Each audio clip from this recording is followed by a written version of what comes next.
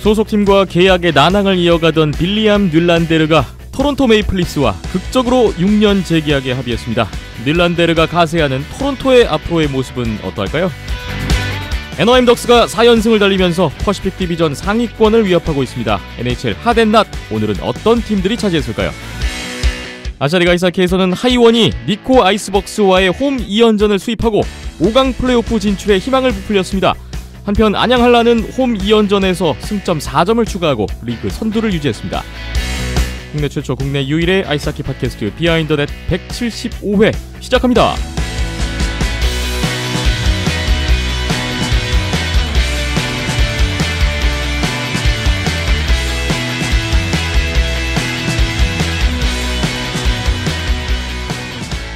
비하인드 넷 175회입니다. 오늘 12월 3일 월요일이고요. 오늘은 저녁에 녹음을 진행하고 있습니다. 안녕하세요. 김태범입니다. 박힘찬 PD, 이현섭 기자 나오셨어요.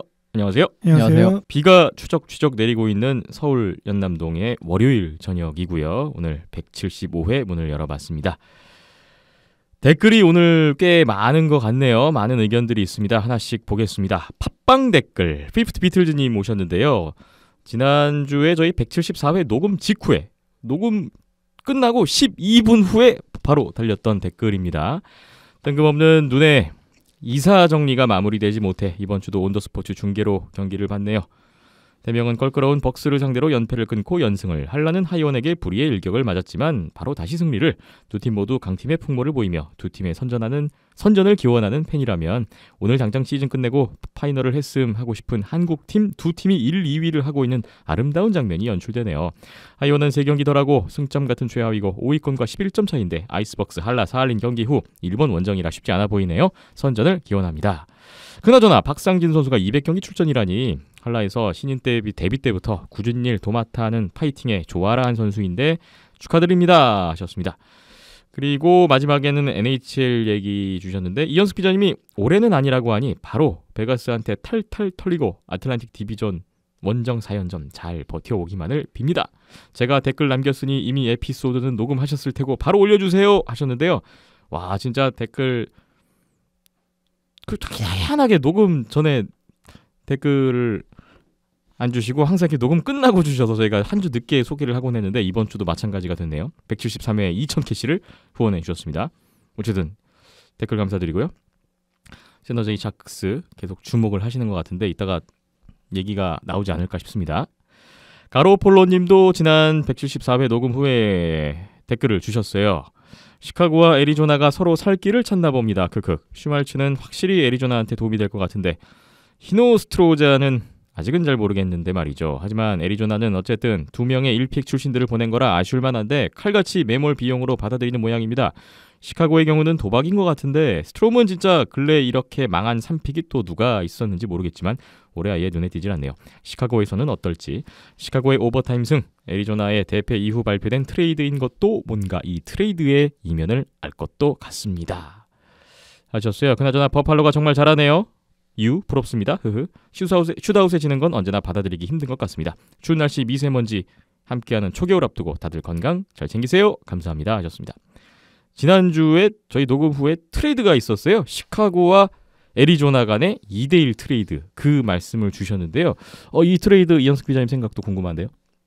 저는 그냥 이제 애리조나 같은 경우에는 조금 즉시적으로 써먹을 선수를 받았다고 생각을 하는데, 시카고 같은 경우에는 딜런 스트롬이 포함되어 있는 부분에서 약간 좀 기대를 한 것 같습니다. 왜냐하면은 딜런 스트롬 선수가 예전부터 애리조나 유망주 중에 거의 최상위급이라는 이제 이야기가 상당히 많았는데, 이제 존 체이카 당장은 기다린 것도 한계가 있다라고 이야기를 했어요. 트레이드 직후에. 네. 그렇기 때문에 스트롬 선수의 성장을 조금 더 기다리기보다는 한 번에 쓸 수 있는 슈멀츠 선수를 그냥 영입을 했다라고 말씀드릴 수 있을 것 같고, 슈멀츠 선수 같은 경우에는 지금 당장 1라인 센터로 애리조나에서 활약을 하면서 최근에 상승세를 좀 이끌고 있는 부분이 있네요. 물론 딜런 스트롬 선수도 지금 이적을 한 다음에는 계속 포인트에서 지금 4경기에 3포인트 정도를 기록했던 것 같은데, 네. 아직까지는 나쁘지 않는 것 같습니다. 그래서 당장 조금 더 이제 더 좋은 선수들을 시카고가 받았다라고 할 수는 있지만, 이제 당장 기다리느냐 아니면 지금 즉시 전력으로 쓰고 있느냐에 대한 이해관계가 이제 좀 달랐다라고 할 수 있는 트레이드인 것 같고 두 팀 나한테 그렇게 나쁠 것 같지는 않아요. 그런데 지금 뭐 최근에 애리조나가 시카고한테 여러 가지 많이 받고 있죠. 뭐 예전에 마리안 호사 선수가 사실상 은퇴를 이제 부상으로 은퇴를 해야 되는 상황에서도 호사 선수의 셀러리를 딱 받으면서 이제 제가 기억에 그때 이제 히노스트라이자 선수가 넘어갔던 걸로 기억을 하는데 네. 그런 식으로 좋은 파트너가 되어 가고 있는 것 같습니다. 트레이드 직후에 최근 승패 전적만 보면 애리조나가 조금 그래도 괜찮은 것 같긴 상당히 한데 좋죠. 네. 어쨌거나 이번 트레이드가 양 팀 모두 1라운드 출신 선수들이 포함돼 있어서 예, 모두 눈길을 1라운드 끌었고요. 출신이죠. 네. 과연 잘 안 터지니까 서로 바꿔본 건데 보내본 건데 어느 팀에서 터질지 기대가 됩니다. 댓글 잘 봤습니다. 다음 댓글. 지난주에 램쿨라스님이 밴쿠버와 LA의 경기 관련 댓글 주신 거에 대해서 피프트 비틀즈님이 댓글 달아주셨네요. 캐럭스와 킹스가 상어떼를 잡아먹던 두 팀이 어쩌다 올 한해는 상어떼가 좀 편하게 도와주세요라고 하기엔 흐흐 하셨고요. 연승 쭉 달리시되 저희는 좀 봐주세요라고 밴쿠버 응원하시는 램쿨하스님께 한 말씀 주셨고요. 램쿨하스님이 지난주에 그 샥스 깜장 유니폼 이쁘다고 댓글 주신 거에 대해서도 피프티 피틀즈님이 댓글 주셨네요. 캐럭스가 8연패였던 건 몰랐다는, 순위표에 계속 위에 있길래 늘 그랬던 것처럼 얄미운, 밴쿠버 이겼네 하고만 생각했어요. 쿨럭. 검정 유니폼은 목요일 홈 한정으로 2008년부터 입었는데 저도 티일보다는 블랙이 좋아요 라고 의견 나눠주셨어요. 작년에는 이제 아디다스가 얼트 유니폼이 없었기 때문에 작년에 안 입었습니다. 네. 예, 작년 한 해 빼고는 이제 예전에 때도 이제 검은색 유니폼은 있었었어요. 네, 리복 시절에 그랬고요. 근데 작년에는 이제 아디다스가 처음 이제 NHL이랑 계약을 맺었기 때문에 홈 어웨이 저지 말고는 없었습니다. 이제 물론 뭐 특별 야외 경기라는 스테디엄 시리즈 하는 팀들이랑 윈터 클래식 하는 팀들은 있었는데 나머지는 없었거든요. 그래서 네. 작년을 제외한 시즌에는 검은색을 입었고 올해는 또 얼트가 부활을 했기 때문에 예, 올해는 또 검은색을 입고 있네요. 저도 검은색이 좋습니다. 두 분이 같은 디비전에 있는 팀들을 응원하다 보니까 최근에 교감이 점점 늘어나는 것 같습니다. SY더맨님이 174회 또 5,000캐시를 후원해 주셨네요. 감사합니다. 블라이 카미님 댓글이 있습니다. 베가스가 이번 회차 하세에 선정되다니, 시즌 초반 네이트 슈미트 결장과 함께 지난 시즌에 공격력도 못 보여주고 수비도 무너지면서 힘들었는데 이제서야 자리를 잡아가는 것 같습니다. 어제 있었던 시카고 원정도 이겼으니 앞으로 남은 원정 2연전에서도 많은 승점 따길 바랍니다. 이번 주 안양 한라와 니코 아이스박스 2연전 시간 맞으면 2경기 중 1경기 가보려고 합니다. 제발 니코가 앞에 있는 하이원전에서 힘 많이 빼고 안양으로 왔으면 좋겠어요 하셨습니다. 하이원전에서 힘은 많이 뺀 것 같은데 결과적으로는 안양 한라가 국내에서 팀 중에 가장 결과가 안 좋게 돼버렸네요. 이따가 아시아리그 리뷰 때 이야기를 나눠보겠습니다. 도리도리 7820님 댓글 있습니다. 이빨 빠진 모습이 아름다운 이유는 형이 아이스하키 선수이기 때문이라고 생각해요. 맥심 화보에 나온 형의 모습이 흡사 슬램덩크의 정대만 같다고 멋있다고 말한 적이 있었는데 올림픽 세계선수권에서 몸을 던지는 육탄방으로 덩치 큰 외국 장신 선수들과 몸싸움 멋진 수비, 눈 비비며 새벽에 해외 사이트 가서 경기 응원하던 기억. 인천, 안양, 고향, 잠실에서 왔다 갔다 했지만 하나도 힘들지 않았고 형이 손때에 묻은 연습복 입고 응원으로 같이 싸울 수 있어서 오히려 좋았어요. 비 오고 신발 젖어서 형 양말이랑 신발 신고 응원하던 기억. 하키밖에 모르시는 착한 형 우승하시고 환하게 웃으시는 모습 보고 싶었는데 링크에서 하키 하실 때 가장 빛나고 오시는 현호 형. NHL 그 어떤 선수보다 제겐 형이 최고인 거 아시죠? 마이 히어로 넘버 7 오현호 힘내세요 하셨습니다. 지난주에 이어서 오현호 선수 그 계약 해지 관련해서 또 지난 아쉬움이 묻어나는 댓글인 것 같은데 오현호 선수하고의 또 개인적인 추억도 있으신 것 같아요. 댓글 보니까 모쪼록 오현호 선수가 얼른 좋은 소식을 빨리 전해주셨으면 또 도리도리 7820님을 비롯해서 많은 분들이 좋아하시지 않을까 그런 생각을 해봤습니다. 댓글 잘 봤습니다. 가로폴로님 댓글 볼게요. 드디어 2018년 NHL 희대의 믿고 뜯는 떡밥. 이게 뭐죠? 닐랜더가 토론토와 함께 가네요. 크크. 거의 7밀리언이던데 이러려면 그냥 좀 빨리 계약을 하지. 참 두바스의 속을 알 수 없네요. 데드라인 전까지 뉴욕 레인저스 떡밥도 있었고 현지 시간 12월 1일 오후 5시 전까지 무슨 일들이 있었는지 궁금하네요. 스포츠넷의 프리드먼 말처럼 결국에는 트레이드가 될지 모르겠으나 토론토 이번 시즌 정말 기대해봐도 되겠네요. 디트로이트의 오랜 라이벌이지만 캐나다 팀이 스탠리컵 드는 모습을 보고 싶기는 합니다. 오늘 경기 캐나다 팀이 다 승리를 거뒀네요. 특히 오타와는 분노의 힘인지 경기는 못 봤으나 산호세를 그냥 탈탈 털어내요. 트리뷰트 영상 보면서 미소 짓는 칼슨의 모습을 보고 정말 이 선수가 얼마나 매력적인 선수인지를 다시금 깨닫게 됩니다. 디트로이트도 정말 오랜만에 보스턴 원정 그것도 정규 시간 안에 잡아내는 건 정말 오랜만인 것 같습니다. 한번 크게 치고받고 싸우게 됐는데 마샹드 막판 엠피넷 때 동료한테 소리 지르는 거 보고 정말 꼬시더군요. 아니 마샹드 선수는 적이 많군요. 역시 닐센 선수의 마수거리 골이 터진 것도 기뻤고 3피리드 후반에 상대 수비수를 농락하는 멋진 페인트 무브도 탄성을 자아냈습니다. 올 시즌 NHL 정말 재밌네요.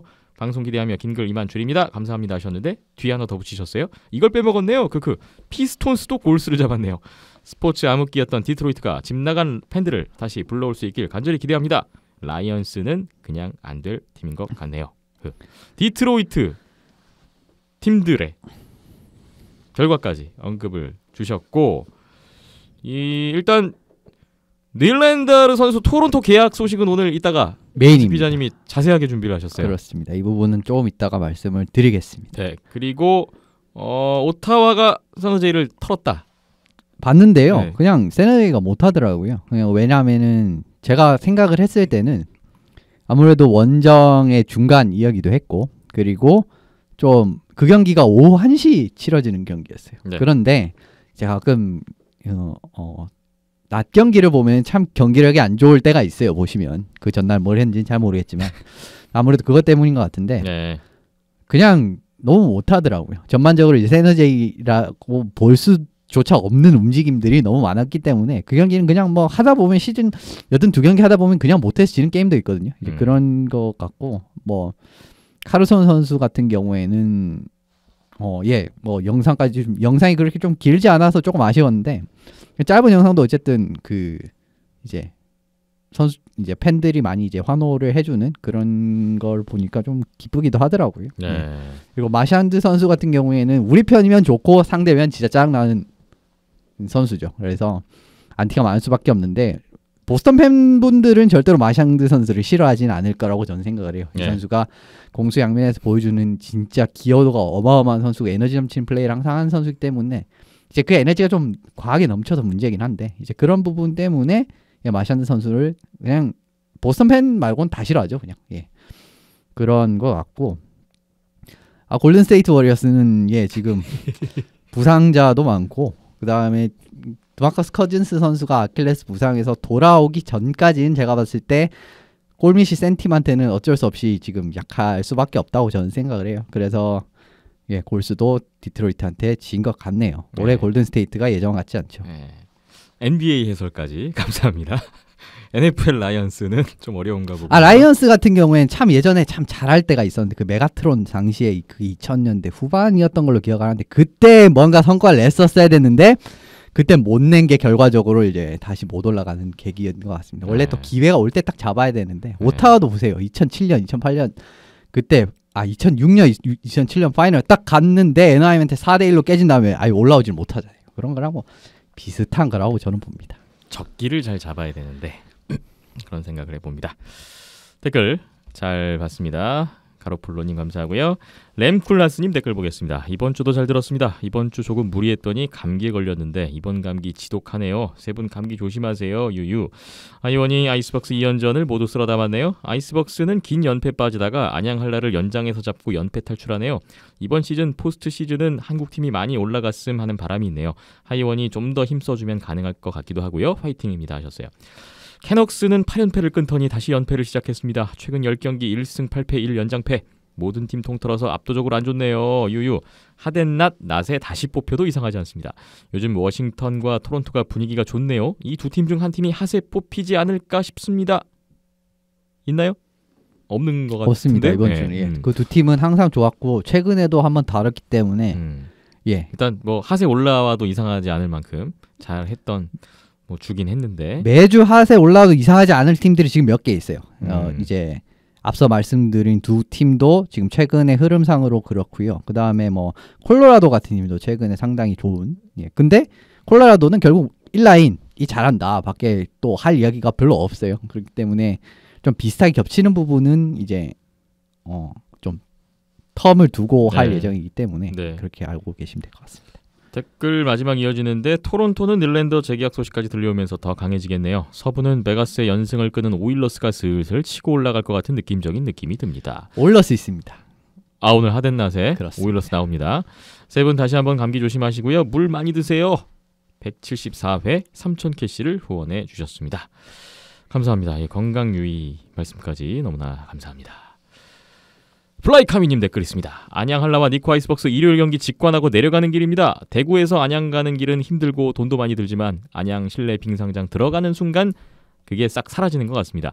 조민호 선수 선제골 나오기 전까지 팽팽하게 가서 자칫 토요일 경기처럼 연장까지 가는 게 아닌가 했는데 이어지는 연속골로 깔끔하게 셧아웃 승리 챙겨가네요. 이번 달 남은 홈 3경기 싹 쓸어가서 계속 순위 테이블 상단에 콕 박혔으면 하는 바람입니다. 아시아리그 또 직관 다녀가셨는데 다행이네요. 토요일 경기 안 보시고 일요일 경기 시원하게 이기는 경기 보고 내려가셔서 다행인 것 같습니다. 그리고 베가스는 오늘 오일러스에게 지면서 원정 3연전 2승 1패로 마무리했네요. 점차 지난 시즌 모습을 찾아가는 것 같아서 좋은데 이 혼돈의 서부 컨퍼런스 지옥을 벗어나기 위해선 좀 더 끌어올려야 할 것 같네요. 항상 잘 듣고 있습니다. 추워지는데 감기 조심하시고 몸 챙겨가시면서 컨텐츠 제작 해주시길 바랍니다.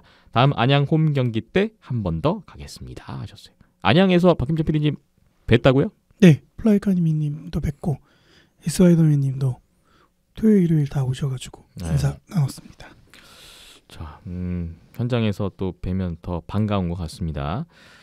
댓글 감사하고요. 폴 피핀과 실버버그님이 댓글 주셨습니다. 안녕하세요. 이번 주도 변함없이 잘 들었습니다. 김태범 아나운서님 감기 드신 목소리인 듯 싶습니다. 저도 지난주 감기 걸려서 엄청 힘든 한 주였습니다. 비하인드넷 가족 모두 감기 조심하세요. 예, 제가 지난주에 목 상태가 좀 안 좋았어요. 지금도 100%는 아닌데 많이 좋아졌고요. 어쨌든 이렇게 응원해 주셔서 감사하고 청취자 여러분들도 감기 각별히 유의하셨으면 좋겠습니다. NOI님이 최근 원정 4연승으로 기세가 올라왔습니다. 하덴낫에 한번 소개될 법한 상황인 것 같습니다. NOI님 오늘 메인입니다. 이 팀을 안 뽑을 수가 없었습니다. 하덴낫 핫 메인입니다. 네. 11월 25일 내시빌에게 5대2 지고 나서 원정 4연승을 달리네요. 12월 3일 워싱턴 원정에서는 1피리어드 3대1로 끌려가면서 깁슨 골리까지 교체하면서 5대1까지 밀려서 거의 내준 경기를 6대5로 뒤집네요. 대단한 역전승입니다. 솔직히 이번 시즌은 NOI는 내려놓고 위니펙에게 기대를 많이 하고 있는 상황인데 의외로 연승하니까 기분은 좋습니다. 위니펙도 잘하고 NOI도 잘하고 동부의 뉴저지가 너무 안타까운 상황입니다. 뉴저지도 핫에 소개될 날을 기다리고 있겠습니다 하셨고요. 비하인드넷 가족 모두 건강하시고 우리 이현섭 기자님께서 깊이 있는 하덴낫 기대하겠습니다. NOI 기대하셔도 좋을 것 같습니다. 질문! 코발축 선수 작년에 KHL 어느 팀에서 뛰었나요? 질문이 들어왔네요. 코발추크 선수는 작년까지 스카 SKA 상트페테르부르크 팀에서 뛰었고요. 스카 상트페테르부르크라고 하면은 뭐 NH 팬분들도 꽤 알고 계실 팀일 거예요. 이제 KHL 서부 디비전에서 항상 이제 강호로 이제 군림을 했던 팀이고, 네. 그 팀에서 사실 이제 NHL에서 은퇴를 하고 이제 또 KHL로 넘어갈 당시로는 항상 뭐 스카가 상위권에 있었고 물론 뭐 그 중간에 여러 가지 사건도 있었습니다만은 그래도 코발추크 선수가 KHL에서 상당히 좋은 모습을 보여준 거는 사실입니다. 우승도 했었고요. 코발축 선수에 대한 의문이 풀리셨을 것 같네요. 근데 요즘 또 데자르덴 감독과 그렇게 뭐 데자르덴 감독이 코발추크 선수를 별로 안 좋아하는 것 같아서 네, 여러 가지 게 있더라고요. 또 오늘 발목 부분에 수술을 받아서 한 달 정도 결장이 예상된다고 합니다. 그렇군요. 폴 피핀과 실버버그님 댓글에 피프트 비틀즈님이 댓글 달아주셨는데요. 어느샌가 NOI이 꼭대기에 부럽습니다. 같은 원정길인데 상어 때는 오늘 겨우 마지막 경기에 1승. 저야말로 요즘 반해버린 코너 맥데이빗과 오일러스나 응원해야 할 것 같습니다. 유유. 근데 벌써 그렇게 내려놓으실 필요가 없고요. 왜냐하면 퍼시픽이 지금 그냥 다 못해요. 보면은 다 별 차이 그렇게, 없더라고요. 고만고만하게. 네, 별로 다 그렇게 뭐 고만고만합니다. 지금 1등도 그렇게 아주 압도적 1등도 아니고 그렇기 때문에 아직은 내려놓으실 필요는 아닌데 이번 사실 좀 원정 5연전은 좀 실망스러웠어요. 예, 네. 피프트 비틀즈님이 댓글 또 하나 있는데 오늘은 녹음 저희 들어오기 1시간 전에 미리 댓글을 주셨어요. 소개가 됩니다. 잘 나가던 아이스박스가 한국 원정 와서 호되게 당하고 가네요. 덕분에 한국 세 팀들이 일단 승점들 챙기네요. 물론 한라는 좀 아쉽겠지만요. 그리고 칼슨에 대한 스너터스의 헌정 영상을 보니 말루 영상이 떠올라 왠지 뭉클하고 아직까지 정이 덜 붙은 칼슨에게도 왠지 모르게 흐흐흐흐. 그나저나 NHL 순위표를 보다 보니 승률이 5할이 안 돼도 디비전 상위권에 있으니 뭔가 있으면 안 되는 자리에 있는 듯한 느낌이 드는 게 NHL이 굳이 2-1-0 승점제를 가져가는 이유가 있을까요? 언제 한번 3-2-1-0 승점제로 계산하면 순위가 어떻게 변하는지 한번 보고 싶네요 하셨네요. 이 승점제 KHL이 올 바꿨죠, 시즌에 또 올해부터. 예. 그때 설명을 드렸었는데 사실 3-2-1이 조금 더 이제 더 제가 생각했을 때는 3-2-1-0 승점 제도가 조금 더 변별력은 있다라고 생각을 합니다. IIHF 주최 국제대회 그리고 그렇죠. 아시아리그는 현재 3-2-1-0점 제도로 하고 있습니다. 그렇죠. 그런 부분에서 그렇긴 한데 근데 뭐 AHL, KHL이 그러겠다는 게 어쩌겠습니까? 그래서 이제 NHL도 많이 보시면은 최후반부 가면은 진짜 막 별 차이 없는 경우가 많거든요. 예를 들면 뭐 진짜 탄 계단으로 떨어진 팀이랑 와일드카드 막차 탄 팀이랑 이렇게 별 차이가 없는 경우가 있는데 제가 생각에는 그런 부분에서도 이제 좀 3-2-1이 조금 더 변별력이 있을 거라고 생각을 하거든요. 물론 뭐 실제로 이제 계산을 대보면은 또 다른 결과가 나올 수는 있습니다만은 그래도 이제 승점을 차등적으로 지급을 하고 최종적으로는 이제 승점에 따라서 순위가 매겨지는 거잖아요. 그렇죠. 그런 입장에서는 저는 개인적으로 3점 시스템이 조금 더 맞다. 그런데도 NHL, KHL이 굳이 2-1-0점 제도를 하는 이유는 뭘까요? 뭐 전에 말씀드린 대로 모두에게 기회를 재밌게 하기 위해서 그런 걸까요? 오히려 이제 2-1-0점 하면은 조금 더 이제 박빙에 그게 더 많이 나오지 않을까라고 생각하는 게 없지 않아 있는 것 같기도 해요. 근데 네. 뭐 그 물밑 의도까지는 정확하게는 파악하기가 어려운 것 같습니다. 네. 팟빵 댓글 다 살폈고요. 감사합니다. 네이버 댓글 보고 마무리하겠습니다. 바이킹님 11월 27일에 주신 댓글인데요. 모처럼 립스 브루인스 경기 보며 댓글 올립니다. 홈 경기고 지난 패배 서력하려면 잡아야 하는데 수비수의 안일한 처리가 계속 나왔던지라 불안하네요. 말씀하신 대로 지난주 블루제킥과는 서로 한 경기씩 가져갔는데 수비수가 블루라인에서 백핸드 패스하다 퍽을 놓쳐 쉽게 실점을 허용한 경기가 수두룩합니다. 아이싱이 되더라도 확실히 클리어해야 했는데 라일리, 자이세프, 헤인즈까지 지난 허리케인전에서 1피에만 29개 슛을 허용해서 속 터져 죽는 줄 알았습니다. 백투백이었지만 속도를 못 쫓아가더군요. 채널을 바로 돌렸습니다. 토론토 팬이십니다, 바이킹님. 랩터스 경기도 있고 해서 확실히 경기를 보다 보니 브루인스는 라스크도 빠진 데다 부상자 탓인지 날카로움이 좀 둔화된 것 같습니다. 세이버스의 무서운 상승세는 계속되고 크로스비가 돌아온 펜스도 만만치 않고요. 토요일 시안을 앞두고 닐랜더 사이닝이 임박했다 합니다. 요 시점에서 댓글 주신 거였군요. 협상은 계속 진행 중이라는데 브릿지딜인지 6년들인지 몰라도 조만간 얼굴 볼 수 있을 것 같다 하네요. 첫눈이 많이 왔다죠? 이제 겨울이네요. 월통준비 잘하시고 잘 들었습니다. 라고 인사로 마무리를 해주셨네요. 뭐 블루라인에 사실 좀 불안정한 거는 립스가 계속 안고 가야 될 문제이고 그렇기 때문에 전 닐란드 선수를 좀 괜찮은 탑2급 정도 데려왔으면 그렇게 나쁘진 않았겠다라고 생각했는데 뭐 그런 시나리오는 이루어지지 않았습니다. 네. 그래도 캐린스전에서 1피리어드 29개 슛 허용한 거 저 봤는데 참 그냥 고전하더라고요. 많이 고전했었고 그리고 다행인 부분은 2피리어드부터 좀 제대로 된 경기력을 펼치기 시작을 한 부분 그러니까 한 피리어드를 좀 망치는 경기가 나온다고 하더라도 그 다음 피리어드에 바로 이제 복구가 가능한 점 이런 점 같은 경우에는 이제 토론토가 역시나 올해 왜 이제 최상위권에 있는지 좀 볼 수 있는 장면이 아니었나 싶고요. 네. 랩터스는 올해 그냥 제일 잘하죠. 예, NBA에서 제일 잘하는 팀이고 좀 즐겁게 보실 수 있을 것 같습니다. 예. 토론토는 뭐 양쪽 다 즐겁네요. 좋네요. 이제 겨울이. 근데 네. 이제 브루인스 마지막으로 말씀을 드리면 진짜 부상자가 이 팀은 많아도 너무 많아요. 이번에 또 수비수 한 명이 목 부상을 당해서 또 이제 결장이 확정이 됐는데 근데 이렇게 부상자가 많음에도 불구하고 승점을 이 정도까지 유지를 버티는 것 한다라고 같아요. 하면은 예, 돌아왔을 땐 제가 봤을 때는 충분히 이제 동부 3강을 형성할 수 있을 것 같고요. 애틀랜틱 세 팀이 3강이 될 것 같습니다. 느낌이. 네. 이번 플레이오프 1라운드 2, 3등 참 애틀랜틱 쪽 2, 3등 대결이 어느 팀이 될지 참 궁금하네요. 예. 그렇군요.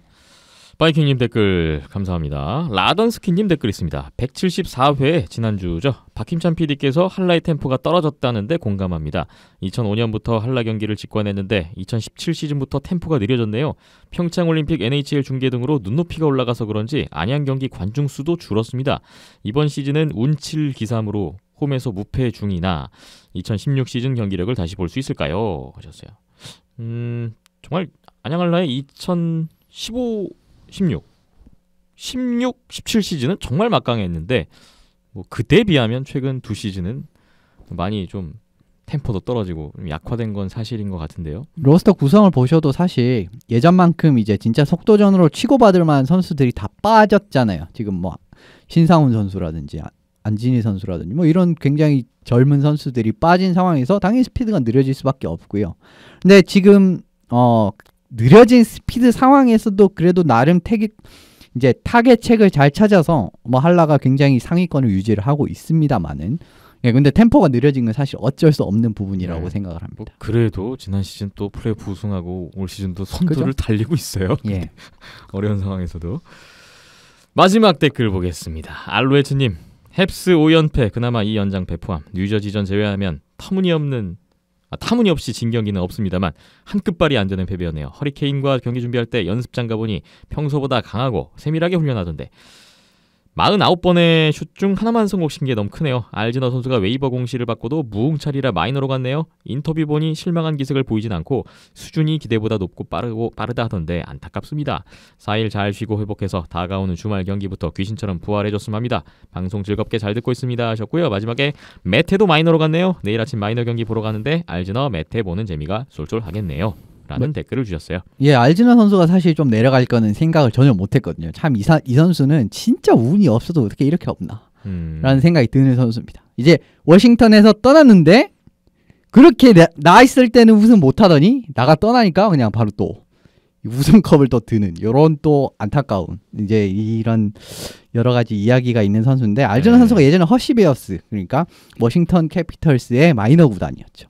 이때 있을 때부터 상당히 잘하던 선수였고 실제로 NHL에 풀타임으로 데뷔를 한 이후로부터 상당히 워싱턴이 그때부터 그냥 뭐 계속 셌었고 수비진이도 좋았었습니다. 그런데 그게 한 축이었는데 팀 옮기고 나서 참 안타깝네요. 뭐 올해는 마이너까지도 지금 가고 오랜만에 마이너 물론 뭐 마이너 가서 뭐 2경기 연속 골 넣고 지금 뭐 잘하고 있다라고 이야기는 듣긴 들었는데 어쨌든 조금 안타까운 부분이 있는 것 같습니다. 뭐 그만큼 그러니까 감독의 입맛에 맞는 선수 그러니까 있을 때 없을 때 이런 걸 좀 잘 보여주는 예신 것 같고요. 그러니까 알즈너 선수가 지금 줄리안 감독 체제에서는 그렇게 아주 중용할 만한 선수는 아니라라고 판단을 한 거겠죠. 그런 부분으로 판단을 하실 수 있을 것 같고요. 그러니까 감독과 선수도 잘 맞아야 잘 서로 맞아야 좋죠. 됩니다. 그렇습니다. 그런데 몬트리올 혹시 지금 부상자가 수비진에 산둥 나오면 뭐 제일 먼저 올라갈 선수는 제 생각에는 뭐 알즈너 선수가 되지 않을까 싶습니다. 물론 메테 선수도 가능성은 있지만요. 어쨌든 몬트리올이 올해 지금 기대 이상으로 잘하고 있는데 사실 최근에는 좀 많이 지긴 했습니다만은 그래도 앞으로 발전되는 느낌을 보는 입장에서는 몬트리올 팬분들도 영 이제 그냥 좀 지긴 져도 그래도 이렇게 지금 앞서 알로에츠님께서 말씀 주셨듯이 터무니없이 진경기가 없다라고 하셨잖아요. 근데 예전 같으면 좀 이렇게 5연패하면 중간에 진짜 뭐 터무니없이 지고 이런 경기도 왕왕 있었거든요. 그런데 이제 점점 경기력이 좋아지고 있다는 증거니까요. 조금만 더 기다리시면 될 것 같습니다. 결과는 썩 좋지 않지만 그래도 너무 낙담할 필요는 없을 것 같네요. 몬트리올 팬분들. 댓글 다 봤습니다. 많은 의견 나왔는데 재밌게 잘 읽었고요. 너무나 감사드립니다. 계속해서 또 댓글 부탁을 드리겠습니다. 이벤트 소개하고 마무리하죠. 아이스하키에 관한 여러분의 사연을 기다리고 있습니다. 사연 배틀 올 시즌 끝날 때까지 기다리고 있고요. 힘찬 _온더스포츠.co.kr 이메일로 아이스하키에 관한 여러분의 이야기를 들려주시면 원하는 상품을 골라갈 수 있는 기회를 또 드리겠습니다. 많은 참여를 부탁드리겠습니다.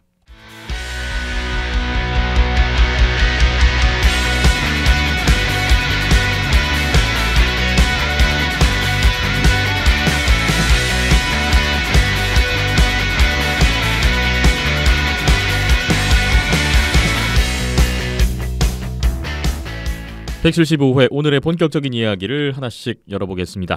오늘 이현숙 기자님이 준비하신 첫 번째 이슈 바로 토론토 메이플립스 빌리암 닐란데르 선수의 재계약 뉴스입니다. 결국은 했네요. 그렇습니다. 뭐 오랜 동안 난항을 좀 겪었는데 진짜 난항이라고 표현하는 게 딱 맞을 정도로 진짜 난항을 겪었거든요. 근데 결과적으로 6년 재계약 어떻게 보면 좀 장기 재계약에 합의를 하고 팀의 잔류를 선택을 했네요. 네. 빌리엄 닐란데르 시즌은 개막했는데 계약 소식이 들리지 않아서 많은 분들이 좀 답답해 하셨을 것 같기도 한데 정말 극적으로 계약이 체결됐습니다. 이 선수가 2014년 1라운드 토론토 지명 출신인데 아버지도 굉장히 NHL 900경기 넘게 뛰는 예, 그런 미카엘 선수더라고요. 닐란데르 선수 예전에 네. 이제 NHL 조금 올드한 팬분들께서는 다 기억을 하고 계실 겁니다. 네. 굉장히 뛰어난 센터였고요. 네. 아들들도 지금 다 잘하고 있어요. 근데 그 아버지가 이번 계약에 또 입김을 작용. 조금 넣었죠. 예. 예, 좀 이제 뭐 아들이 선수로서 최선의 이제 선택을 하는 걸 돕고 싶다라는 네. 이야기로서 조금 뭐 개입을 했다는 이제 정황이 좀 포착이 되고는 있었습니다. 네.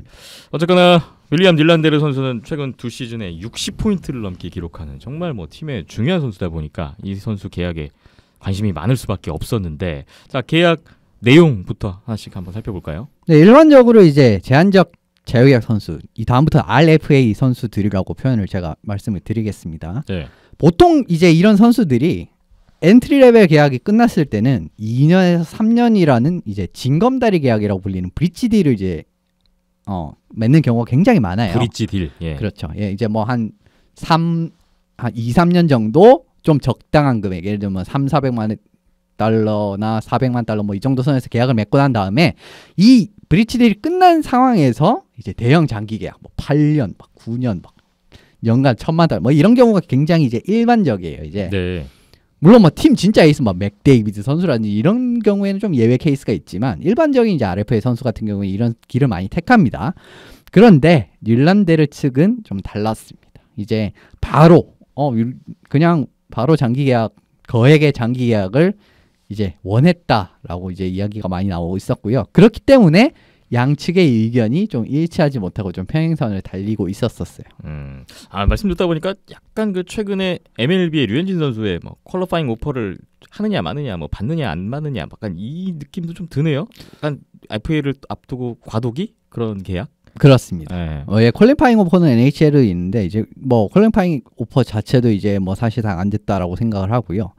네, 어쨌든 닐란데르 선수의 이제 계약 원하는 조건은 장기 계약 그리고 꽤 이제 높은 금액의 장기 계약이었다라는 게 여러 네. 정황으로 포착이 되었습니다.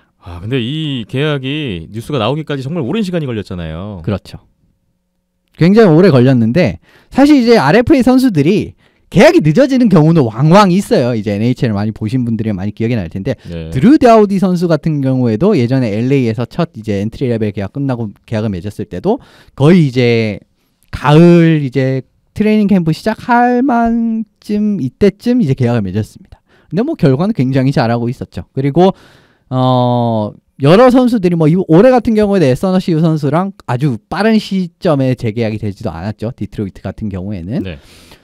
그렇기 때문에 사실 닐란데르 선수도 좀 일정 수준에서 이제 계약을 하고 팀에 합류할 것으로 생각을 했는데 캠프 정규 시즌 직전까지도 계약이 이루어지지 못한 채로 시즌에 맞이를 하면서 결과적으로 닐란데르 선수 없이 토론토는 지금 거의 뭐 시즌 4분의 1 정도를 소화를 한 상황이 되었습니다. 그렇게 소화를 하고 있는데 토론토가 성적이 좋아요. 이 토론토의 현재 성적도 닐란데르 선수의 계약 소식과 조금 묘한 기류로 맞물렸던 것 같습니다. 예, 좀 살짝 맞물렸죠. 왜냐하면은 없어도 된다라는 게 이제 예를 들면은 진짜 같이 리너 받으면은 내가 없으면은 그러니까 팀이 안 되잖아. 이러면은 또 이제 팀에서 좀 더 그러게요. 속 태우는 게 있을 텐데 없어도 너무 잘하고 있어요. 토론토 성적이 안 좋았으면 오히려 닐란데르 선수 입장에서는 더 계약적으로는 좋지 않았을까. 그렇죠. 오히려 이제 더 큰 소리를 칠 수가 있는 거죠. 네. 더 이제 요구를 더 크게 할 수 있는 상황이었는데 생각보다 토론토가 너무 잘하고 있었어요. 그래서 중간에 캐롤라이나랑도 굉장히 큰 이제 트레이드 루머도 많았습니다. 예. 지금 캐롤라이나 같은 경우에는 패시 선수나 슬레이빈 선수 예전부터 제가 굉장히 좀 눈여겨봤던 이제 수비 페어인데 이 선수 2명 중에 1명 패시 선수였던 것 같아요. 이제 이 선수와 닐란데르를 트레이드하는 이제 시나리오. 그러니까 이러면은 토론토 입장에서는 수비진 좀 불안정했던 수비진이 안정화가 되는 이득을 취할 수 있는 거고 캐롤라이나 입장에서는 굉장히 좋은 공격수를 영입을 할 수 있는 거였기 때문에 이 트레이드도 굉장히 이제 가능성이 크지 않을까라고 생각을 많이 했었는데 결과적으로 이 트레이드 없이 재계약에 합의가 되는 요런 그러네요. 이제 시나리오가 써졌습니다. 트레이드 설까지 불면서 날짜는 계속 다가오고 결국은 현지 시각으로 12월 1일 오후 5시가 그렇죠. 데드라인이었는데 데드라인 30분 전에 계약이 됐어요. 예. 만약에 그 30분 전에 계약이 됐는데 5시까지 계약이 안 됐으면 올 시즌에 닐란드르 선수는 NHL을 못 뛰는 상황이었다면서요? 예, 못 뛰는 상황이었습니다. 지금 CBA 하에서는 제한적 RFA 선수들이 12월 1일부로 UFA, 그러니까 비제한적 자유계약 선수가 되기 위해서는 두 가지 조건이 필요해요. 어떤 조건이냐면은 계약 만료 연도 6월 31일부로, 그러니까 올해 닐란드르 선수 같은 경우 올해 6월 30일부죠. 만 27살이 돼야 됩니다. 이게 예. 첫 번째 조건이고, 두 번째 조건은 팀 로스터에서 40경기 이상 들어갈 겁니다. 가야 네. 됩니다. 그러니까 뭐 40경기 출장을 못 해도 돼요. 그러니까 로스터에 들어가 있었어야 된다는 거예요. 그런데 닐란드르 선수 같은 경우에 보시면은 40경기는 당연히 들어갔죠. 그런데 계약 만료년 6월 30일부로 27살이 됐습니까? 아닙니다. 올해 22살이에요. 예. 그렇기 때문에 이 선수가 데드라인까지 계약을 못 한다면은 통째로 쉬어야 되는 NHL 한 시즌 통째로 쉬어야 되는 상황이 이제 발생을 하는 거였죠. 예. 글쎄요. 이게 여러 가지로 막판에 가서는 닐란드르 선수가 조금 소위 똥줄 타지 않았을까? 그렇죠. 예. 그걸 이제 알 수 있는 대목이 네. 뭐냐면은 두바스 단장이 이제 5시 데드라인 30분 정도 전에 전화를 받았대요. 닐란드르 측. 선수 쪽에서 먼저 전화가 왔어요. 예. 그러니까 그쪽에서 이제 조금 결국 뛰고 싶다는 의지를 표명을 한 거죠. 네. 그렇기 때문에 그 뒤로부터는 계약이 정말 가속화됐다고 합니다. 좀 이제 확실히 확 진행이 됐고요. 네. 결과적으로 팀 잔류가 선택이 됐네요. 자, 우여곡절 끝에 그렇게 해서 재계약이 됐습니다. 계약 내용을 한번 볼까요? 계약 내용 같은 경우는 6년 4,500만 달러입니다. 뭐 사실 그렇게 적은 금액이라고는 볼 수가 없는데 연간 약 700만 달러예요. 정확히는 거의 696만 얼마였는데 그 뒤로부터는 좀 생략을 드리겠습니다. 그러니까 약 네. 700만 달러고요. 보시면은 올 시즌 캡 같은 경우에는 1,000만 달러 넘습니다. 그게 네. 왜 이러냐면은 좀 계산이 이제 필요한 상황이었어요. 왜 그러냐면은 시즌 중간에 합류를 하기 때문인데 어떻게 계산이 되냐면 내년부터의 셀러리 캡은 696만 달러 곱하기 시즌 총 일수가 186입니다. 올해 같은 경우에는. 예. 거기에다가 나누기 지금 잔여 시즌 일수가 126일이 남았거든요. 예. 그걸 계산을 한 결과가 1,000만 달러, 뭐 몇십만 달러였던 걸로 기억을 해요. 이번 시즌은 조금 특수한 그렇죠. 계산이 그러니까 나오는군요. 이번 올해 시즌 같은 경우에는 내년보다 캡을 더 먹는, 왜냐하면 시즌 중간에 합류를 했기 때문에 네. 계산이 그렇게 나오게 된 겁니다. 그렇군요. 6년에 4,500만 달러인데 이번 시즌은 약간의 변수가 발생한 그런 내용이에요. 이번 닐란드르 선수의 계약 내용을 어떻게 받아들여야 될까요? 뭐 어느 쪽이 유리한가도 좀 따져보면 좋을 것 같고 어떤 의미가 있을까요? 제 생각에는 근데 토론토 입장에서는 좀 잘 잡았다라고 생각을 해요. 일단 지금 이 정도면은 조니 구드로 선수라든지 그 다음에 보스턴의 다비드 파스트르즈나크 선수랑 굉장히 유사한 규모의 계약인데 닐란드르 선수한테 이 정도 충분히 안겨줄 수 있다라고 생각을 합니다. 예. 그런데 조금 다른 의미로 살펴봐야 될 부분이 이번 계약이 오스턴 매튜스 선수, 미치 마너 선수의 계약의 기준점이 될 가능성이 크다는 게 중요하다라고 저는 생각을 하거든요. 토론토에 같은 팀에 있는 또 중요한 두 선수죠. 그렇습니다. 이 두 선수는 올 시즌을 끝으로 RFA 자격을 획득을 하게 됩니다. 첫 2년간 비교를 해보면은 닐란데르 선수의 마지막 2년, 그러니까 최근 두 시즌과 상당히 유사한 수준의 공격 기여도를 보여주고 있어요. 이제 이 두 선수도 거의 이 두 시즌 동안 쌓은 게 130포인트 가까이 됐던 것 같아요. 매튜 예. 선수, 마너 선수 둘 다요. 물론 올해는 더 좋습니다. 그렇기 때문에 이 두 선수가 이제 규모가 더 커질 것 같거든요. 규모는 확실히 더 커질 것 같아요. 제가 생각했을 때는 이제 이 두 선수한테는 뭐 8년 연간 900만 달러 그 이상도 기대를 해볼 만한 선수들이라고 생각을 해요.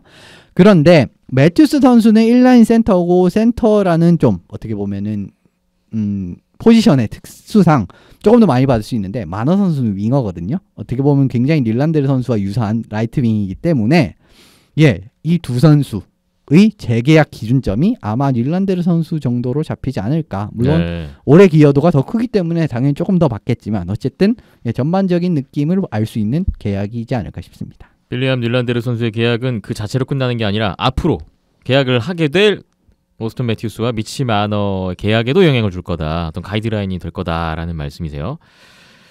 닐란데르가 시즌 도중에 토론토에 합류하게 됐습니다. 뭐 가뜩이나 잘 되고 있는 토론토가 닐란데르라는 또 하나의 좋은 옵션을 갖게 됐는데 앞으로 토론토가 어떻게 될까가 궁금해요. 그냥 뭐 경사죠, 경사. 그냥 아주 결과적으로는 경사가 됐고요. 경기 감각적인 부분 좀 걱정하실 수도 있는데 계약이 안 된 시점에서도 닐란데르 선수는 스웨덴 SHL의 셸레프티오 팀들과 함께 연습을 해왔다라고 합니다. 근데 셸레프티오라는 팀은 항상 예전부터 SHL의 명문으로 자리 잡았던 팀이기 때문에 네. 감각적인 부분 물론 뭐 조금 떨어져 있겠지만 뭐 빠르게 올릴 수 있을 거라고 생각을 하고요. 몸은 만들어져 있다는 걸 말씀을 드리고 싶어서 짚어드린 겁니다. 합류 이후엔 제가 생각했을 때는 매튜스 라인에 뛸 확률이 상당히 유력해 보이거든요. 예. 이제 이러면은 사실 진짜 패트릭 말로 선수가 3라인으로 내려가야 된다는 말인데 참 진짜 상대하는 팀 입장에서 립스를 막을 답이 없는 상황이 나올 수 있는 거고요. 네.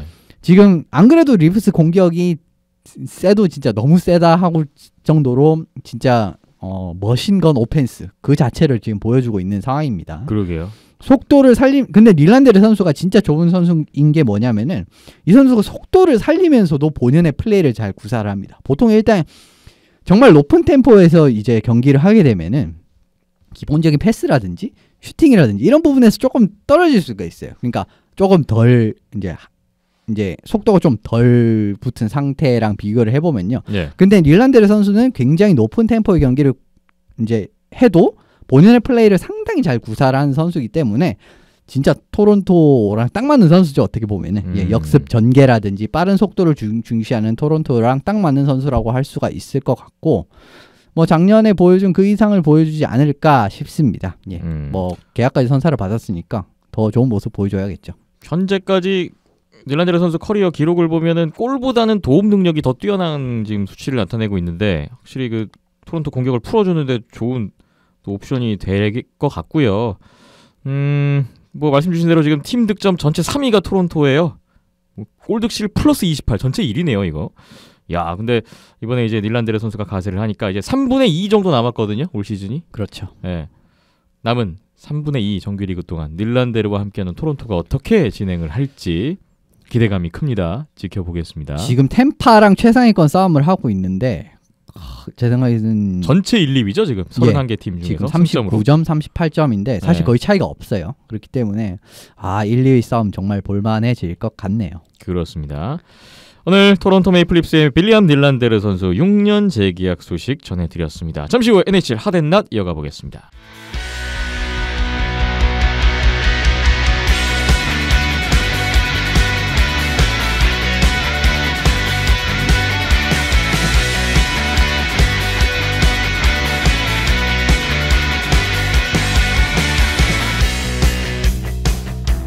NHL 핫앤낫입니다.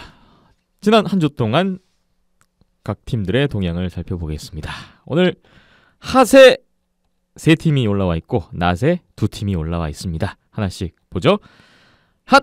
오늘 첫 번째 주인공 이미 공개드렸습니다. 애너하임 덕스가 핫에 첫 번째 자리를 차지했습니다. 예, 뭐 덕스는 꼭 소개를 해드려야 될 것 같습니다. 사실 지금 핫앤낫을 매주 준비를 하다 보면은 계속 해야 되는 팀들만 보여요. 그러니까 토론토 매주 해야 될 것 같고 뭐 그 다음에 콜로라도도 진짜 매주 해야 될 것 같고 진짜 뭐 어떻게 보면 지금 최근에 밴쿠버 보면 진짜 밴쿠버는 낫에 매주 들어가야 될 것 같고 오타와도 이번 주에는 그렇죠. 괜찮았을 텐데. 오타와도 올해 이번 주 또 지난주 잘했기 때문에 계속 네. 뭐 들어가도 괜찮을 것 같은데 이번 주는 또 덕스가 들어가야 될 것 같습니다. 4연승의 애너하임 덕스.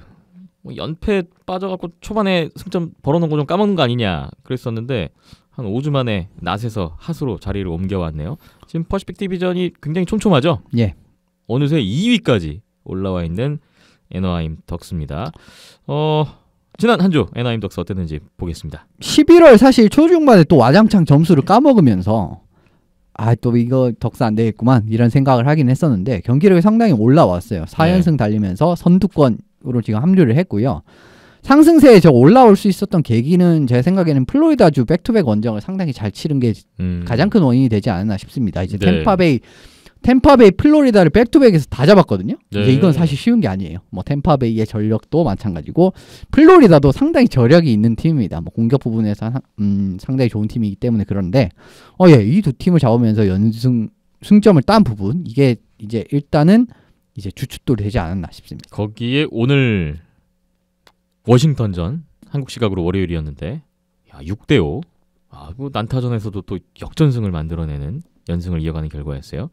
연승의 내용을 좀 더 자세하게 보겠습니다. 초반에 언급드렸던 그 상승세와 마찬가지로 뭐 주전 백업 폴리들이 경기력이 완벽하게 다시 좀 지금 시점에 살아난 부분도 많이 도움이 되고 있는 것 같고요. 네. 오늘 같은 경우에는 뭐 워싱턴전에서 뭐 깁슨 선수가 중간에 나가고 좀 많은 실점을 하긴 했지만은 3연승 그 전 3경기까지는 113개의 슈팅에서 4실점밖에 안 했습니다. 이게 뭐 정말 미드 근데 이 세 경기에 한 팀은 템파베이가 포함이 돼 있다는 거예요. 예. 이 정도의 경기력을 보여줬다는 게 1차적으로 언급을 드려야 될 부분인 것 같습니다. 3경기에 4실점. 잘 맞고도 이겼는데 오늘은 또 치고받고 하면서 많이 넣고도 이기는. 그렇죠. 양쪽을 네, 다 뭐좀 보여주는 되는 흐름으로 상황입니다. 가고 있는 거죠. 네. 경기가 사실 올해 같은 경우에는 조금 지금 상승세에서 눈에 띄는 부분이 뭐냐면은 경기가 어려워도 끝까지 포기를 하지 않고 따라잡으려는 능력. 요게 살아난 게 사실 지금 애너하임도 이제 두 번째 상승세로 올라간 이유가 아닌가 싶어요. 네. 그걸 제일 잘 보여주는 경기가 오늘 캡스전이었습니다. 5대1로 지고 있다가 6대5로 정규승을 거뒀어요. 네. 이 진짜 이 말이 안 된다라고 표현을 했어요. 근데 상대가 워싱턴이네요. 그 트랩 디펜스랑 이 굳히기의 그 끝판왕이라고 할 수 있는 워싱턴을 상대로 6대5 역전승이다. 정규 시간 안에 4골 차를 뒤집는 건 그렇죠. 거의 못 본 것 같은데 최근에는. 정말 대단한 승리라고 할 수가 있을 것 같고요. 어쨌든 이런 승리가 지금 4연승으로도 이어졌고 올해 상승세에 굉장히 크게 영향을 주고 있는 것 같습니다. 그런데 약간 불안한 부분은 뭐냐면은 주도권을 확실하게 잡고 가는 게임이 없어요. 그러니까 좀 쉽게 처음부터 확 몰아쳐서 득점을 해서 이기는 게임이 굉장히 적습니다. 애너하임이 올해 보시면은. 그런데 이런 부분이 계속 지금 어떻게 보면 좀 억지로 이기는 느낌이 계속 들거든요. 막 지고 있는데 동점 만들어서 역전하고. 근데 이런 흐름이 계속 이어질 수는 저는 없다라고 생각을 해요. 네. 그래서 또 혹시나 골텐딩이 좀 불안해져가지고 흐름을 한 차례 잃었을 때 큰 폭으로 추락할 가능성도 없지 않다라는 부분은 결과적으로 이번 주에는 굉장히 경기를 잘했지만 앞으로도 잘할까라는 부분에서 약간 의문을 표시하고 싶은 부분이 있습니다. 이기긴 하는데 쉽게 풀어가는 타입은 아니고 그래도 뭐 좋게 표현하면 접전 상황에서 그래도 결과물을 그렇죠. 얻는다. 네. 이렇게 표현이 가능할 것 같은데요. 이제 애너하임 덕스가 이번 주부터 시카고, 캐롤라이나, 뉴저지, 댈러스 홈 4연전에 들어가는데요. 그래도 올 시즌 전적을 보면 올 시즌 홈에서는 15경기 중에 12경기의 승점을 얻고 있을 정도로 원정보다는 훨씬 강하네요. 기대감을 가질만 할 것 같습니다. 계속해서 애너하임 덕스 행보를 지켜보겠습니다. 다음 팀 보겠습니다. 에드먼턴 오일러스입니다. 에드먼턴 오일러스가 핫에 또 등장을 했네요. 에드먼턴도 지금 3연승 중이죠? 예, 3연승이죠. 감독 교체를 했었잖아요. 예. 지난주에. 감독 바꾼 팀이 서부에 4팀이 있는데 4팀 중에 지금 유일하게 감독 교체 후에 괜찮아지고 있는 것 같아요. 예, 경기력이 조금씩 올라오고 있으면서 지금 순위가 올라오고 있는 것 같고요. 네. 3연승 상대가 그렇게 사실 센 팀들은 아니었습니다. 뭐 댈러스, LA 베이거스예요. 물론 베이거스는 좀 경기력이 많이 올라왔지만, 그러니까 예를 들면 아까 뭐 애너하임처럼 템파베이를 잡고 이런 건 없었습니다. 네. 그래도 경기력이 올라온 베이거스를 2대1로 잡은 이 경기는 좀 굉장히 인상적으로 제가 봤거든요. 이런 부분 상당히 좋은 점이라고 할 수 있겠네요. 베이거스전 승리가 포함된 3연승. 이 3연승의 가장 두드러졌던 특징이라고 하면 뭐가 있을까요? 저는 골텐딩의 안정화가 제일 큰 이유라고 봅니다. 그 주인공이 누구냐라고 하면은 미코 코스키넨 선수입니다. 예. 이 선수 이름 좀 많이 좀 들어보셨을 것 같아요. 이제 뭐 익숙합니다. 제가 KHL 부분에서도 자주 언급을 드렸던 인물이고 예. 이건 평창 동계올림픽에서도 핀란드 주전 골리를 맡았던 인물입니다. 이 선수가 이제 굉장히 큰 사이즈의 골리인데 글러브 사이드에 굉장히 큰 약점이 있지만 그래도 요즘에는 사이즈가 큰 골리가 역시 대성할 가능성이 있다라는 부분을 보여주는 것 같고요. 예. 코스키넨 선수가 지금 현재까지 평균 실점 2.15의 세이브 성공률 91.8%입니다. 어디 갖다 놔도 이제 손색이 없는 이런 꼴리가 됐어요. 사실 코스키넨 선수를 영입했을 때는 좀 기대 반 걱정 반이었을 겁니다. 아무래도 KHL과 NHL의 레벨 차이가 있고요. 그리고 그걸 알 수 있었던 부분이 단년 2년이었 그렇게 계약이 크지도 않았습니다. 그러니까 셀러리 캡에 부담이 안 되니까 올해 좀 에드먼턴이 수틀리는 모습이 나오면은 트레이드 카드로도 사용할 수 있을 거다라는 걸 두 개 다 염두를 둔 계약이었다라고 저는 생각을 하거든요. 네. 그런데 이 코스키넨 선수가 지금 텔버 선수를 밀어냈습니다. 주전골리로 자기를 매김을 했고요. 히치콕 감독이 부임을 하고 난 다음에는 물론 뭐 샘플 사이즈가 좀 적긴 하지만 94.4%입니다. 세이브 성공이 상당히 더 올라간 모습을 보이고 있기 때문에 코스키넨 선수가 이런 활약을 해주는 이상은 에드먼턴이 순위 유지까지는 가능할 거라고 생각을 하네요. 미코 코스키넨 선수 꿀텐 등의 안정 가장 큰 상승세 요인으로 꼽아주셨어요. 글쎄요. 감독 바꾸고 유일하게 괜찮다고 말씀을 드렸는데 어떻게 감독 교체에 효과가 나온다고 봐야 되는 걸까요? 저는 이제 효과가 있다라고 생각을 합니다. 수비 지표 자체가 그렇게 크게 달라지진 않았어요. 지금 슈팅 허용이라든지 이런 부분은 크게 달라지지 않았는데 맥클러렌 감독 체제와 당시 비교를 하면은 선수들이 이제 뭐 전반적으로 백업에 들어가는 이제 수비수들이 특히 이제 백업에 들어가고 이런 움직임에서 약간 좀 다듬어졌다라고 느끼는 부분이 최근 이제 히치콕 감독 부임 이후에 계속 그런 장면이 나오고 있어요. 경기를 보시면. 그러니까 수비 시스템이 조금 안정화가 됐다라고 평가를 드릴 수가 있을 것 같고요. 이거는 뭐가 증명을 하냐면은 어디에 내놔도 정말 1라인 득점력은 최고라고 할 수 있는 댈러스를 무실점으로 막았고요. 경기력이 올라오면서 최근에 고공 득점 행진을 하고 있는 베이거스까지 1실점으로 막았다는 겁니다. 이런 부분에서 상당히 좀 증명이 될 만하다고 생각을 하고요. 사실 공격 자체는 맥데이비드 드라이사이틀이 있기 때문에 절대 이 팀이 이제 안 좋다라고 할 수는 없는 팀이에요. 그런데 수비력이 이제 지금 살아나고 골텐닝까지 안정화가 되면은 충분히 상위권을 지금 도약을 할 수가 있는 상황이거든요. 게다가 상대적으로 올해 좀 퍼시픽 디비전이 예년보다 약한 이제 이런 부분까지 고려를 해본다면 아직까지 희망은 충분히 있다라고 생각을 합니다. 네, 에드먼턴이 디비전 5위인데 상위 5개 팀 중에서 치른 경기 수도 가장 적고요. 1위 캘거리하고도 6점 정도밖에 차이가 나지 않아요. 켄 히치콕 감독 부임의 효과가 나오고 있다. 이게 또 연승 시작 그 상대팀이 댈러스라는 게 그 댈러스에서 우승도 경험했었다고 그때 말씀하셨잖아요. 그런 또 댈러스전이라는 게 또 시작점이 묘하네요. 일단 수비는 안정화가 되고 있고 지금 공격이 문제죠 사실. 사실 맥데이비 드라이사이트를 보유하고 있음에도 불구하고 팀 득점 부문에서는 지금 전체 27위. 좀 답답하긴 한데 사실 2라인 3라인에서 뭐 뉴전 토킨스 같은 선수들이 조금 더 분발해줘야 되는 부분이 있는데 그래도 팀에 이제 맥데이비 드라이사이트라는 슈퍼스타를 가지고 있다. 그리고 이 선수들이 어쨌든 공격에는 두각을 나타내는 선수들이기 때문에 이제 좀 나쁜 지표임에도 불구하고 앞서 좀 좋은 긍정적인 평가를 드린 부분은 그런 거고요. 왜냐면 맥데이비드 선수가 결과적으로 이제 굉장히 빠른 스피드를 활용해서 골 넣고 그게 결승골에서 이기고 이런 경기도 사실 에드먼턴에서 상당히 자주 나오는 패턴이기 때문에